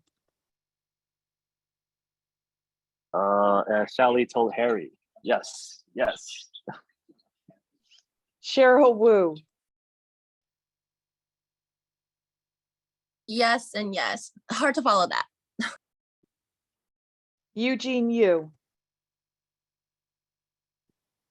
Adam Zeldin. Yes. Okay. Okay. Looks like with the amendments we've approved the amendments. And I don't see any other questions. As amended a second time, can we move this into, any objection to moving this into the omnibus vote? Seeing none, this will go into the omnibus vote. We will now go into the omnibus vote. Let me clarify what we are voting on. Land use and housing, one resolution. Equity, race, and justice, one resolution. Just as amended with that exact language that Carter shared in the chat. Parks and waterfront, one resolution on pickleball. Landmarks, one, items 1 through 2, 4 through 5, and number 7 and 3. I'm sorry, 3, 6, and 7 were, I'm sorry, 1 through 2, 4 through 5, and then 3, 6, and 7 did not were canceled, and then landmarks 2, items 1 through 4. Quality of life, street activities, items 1 through 5, and FYI renewals 6 through 7. Traffic and transportation, one resolution. SLA 1, items 1 through 9. Laid over, withdrawn, did not appear, 10 through 18. And SLA 2, same numbering, 1 through 9 resolutions, items 10 through 18. Laid over, withdrawn, or did not appear. The capital budget priorities, with the amended language for resiliency, item number 4, and the expense budget priorities with number 24, allocating furniture that's at PS3 and eliminating a duplicate item number 42. So there are only 43 on the list. Is there any confusion about what we are voting on? Any questions? Okay, this will be our final vote of the night and also a roll call. There are 4 ways to vote: yes, no, abstentions, recusals, and you can call out specific items. If you want to call out specific items, please be ready with your vote. Thank you. Ritu? Okay, Natasha Avanesian, Yes to all. Akila Ashkri. Akila? William Benish. Yes to all. William Benish, yes to all. Kathleen Keenberger. Yes to all. Carter Booth. Yes to all. Katie Bordnaro. Yes to all. Thanks, Katie. Anita Brandt. Yes to all. Amy Brenna. Put it in the chat. Okay. Brenna I is yes can't- to all. Pardon me? Brenna is yes to all. She put it in the Sorry, chat. I just saw it now. Rich Kekapolo. Yes to all. Ritu Chatri is yes to all. Valerie De La Rosa. Yes to all. John Paul DeVerna. Yes. Chris Dignas. It's yes, except for SLA 1, Numbers 2 and 6, I just put it in the chat. 1, 2, and 6. And you are no on those, or, I'm sorry. You're That's muted. right. That's right. I'm no on those, and then I'm yes on everything else. Else. Okay. No, got it. Bob Ely. Yes to all. Mar Fitzgerald. Yes to all. Stella Fitzgerald. I'm not sure if this is the proper moment to do this or if I have to call out land use resolution 1, but I would like to change my abstention to in favor. So Natasha, so Stella, all you need to do is say yes to all because your full board vote would override your committee vote. Okay, great. Yes to all. Thank you. Thank you. Cormac Flynn. Yes to all. Susan Gammy. Yes to all. Wayne Kwadler. Yes to all. Susan Kent. Yes to all. Ryder Kessler. Yes to all except I'm a no on SLA 1, 2, and numbers 2 and 6. And I'm a no on the capital budget priorities. Hold on a second. 1, 2, and 6. And which other one? The capital budget. Capital budget. Okay. Thank you. Janine Kiley. Yes to all. Tricia Laria. Yes to all. Michael Levine. Yes to all. Ed Ma. Yes to all. Thanks, Ed. Matt Metzger. Matt. Okay. Dan Miller. Yes to all. Rose up. I'm a yes to all except to recuse on expense number 16 because I work for the firm that's going to administrate the impact program. Okay. Thanks, Matt. Thank you. Juan Osorio. I abstain to all. Abstain. Brian Pape. Yes to all. Donna Raftery. Yes to all. Thanks, Donna. Lois Rockoff. Yes to all. Thank you, Lo. Bo Riccobono. Yes to all. Robin Rothstein. Yes to all. Rocio Sands. No to racial equity and the New York City Charter. No to land use number 1, 813-815 Broadway. Sorry. Hold on a second. No, No to racial Just say the equity. one. Yeah. Excuse me? And then no to all of SLA 1 and SLA 2. No, I didn't say that. No. What I Land said use was- number 1. I said Land use number 1, okay. land use number 1, 813-815 Broadway. And Got no it. to the priorities. And the rest, yes. So just land use is the one? Land use and the first one for the racial equity and the New York City Charter. Okay. Got it. I hope. And then the third one, the third no was the last one that we just did, the provisions, charter provision, the needs. I'm sorry, the what? The last that we did, which is the how we want to spend our money. The capital or expense or both? Both. Okay, thank you. Got it. Shirley Secunda. Yes to all. Thanks, Shirley. Kristen Shea. Yes to all. Dr. Shirley Smith. Yes to all with the exception of parks. No to parks. No to parks. Chenault Spence, Yes to all. Anthony Wong,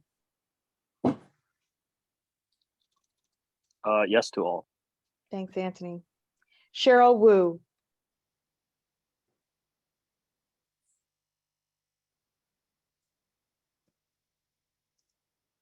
Cheryl? Yes, yes to all. I'm Thanks, sorry. Cheryl. Thank you. Eugene, you? Adam Zeldin, Yes to all, except I'm voting no on SLA 1, numbers 2 and 6. you're voting no on SLA 1, number 2 and 6. 2 and 6. Okay. I think I've got everything. I do need clarification on the third roll call vote, please. Which one was that? Can you just clarify that? Which was what was the topic? Oh my God, I have no idea. Was that the one with the cart, the No, amended- that it was before that.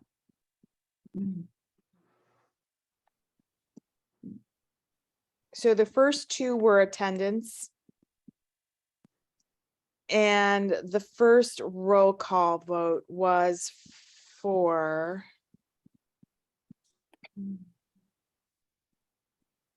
I'm so sorry, Janine. Was it the equity, race, and justice one that we redid? If so, you can throw that one out. Okay. Okay. All right. Thank you very much. I So will the be, resolutions all pass, is that correct? yes. Yes, they do.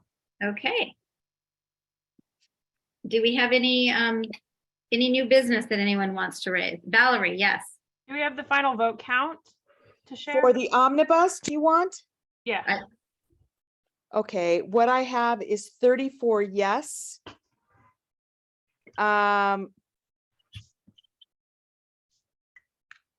Well, there are 40 votes total. That's what I have.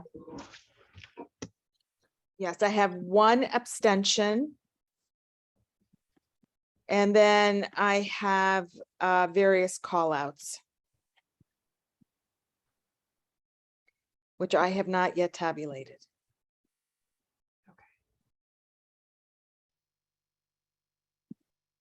Okay, do you, which I will not yet tabulate yeah, this meeting.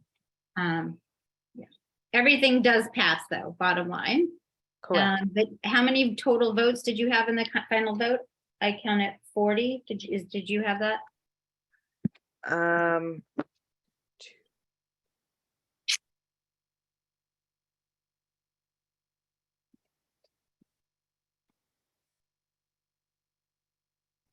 Just bear with me, Janine.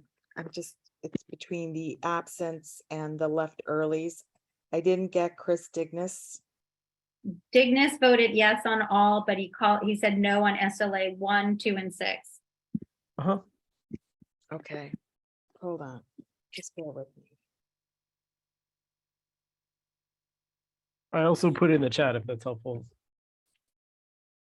Thank you. I'm just looking at my spreadsheet rather than.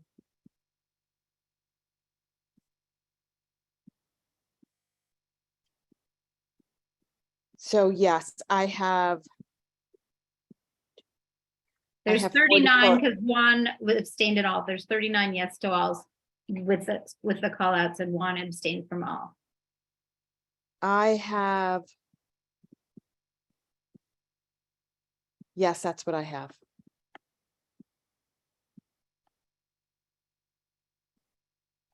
Okay.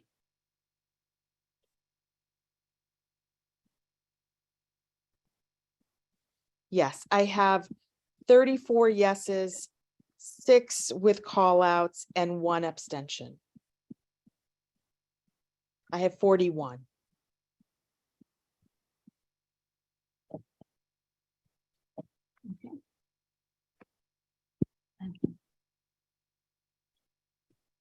Okay.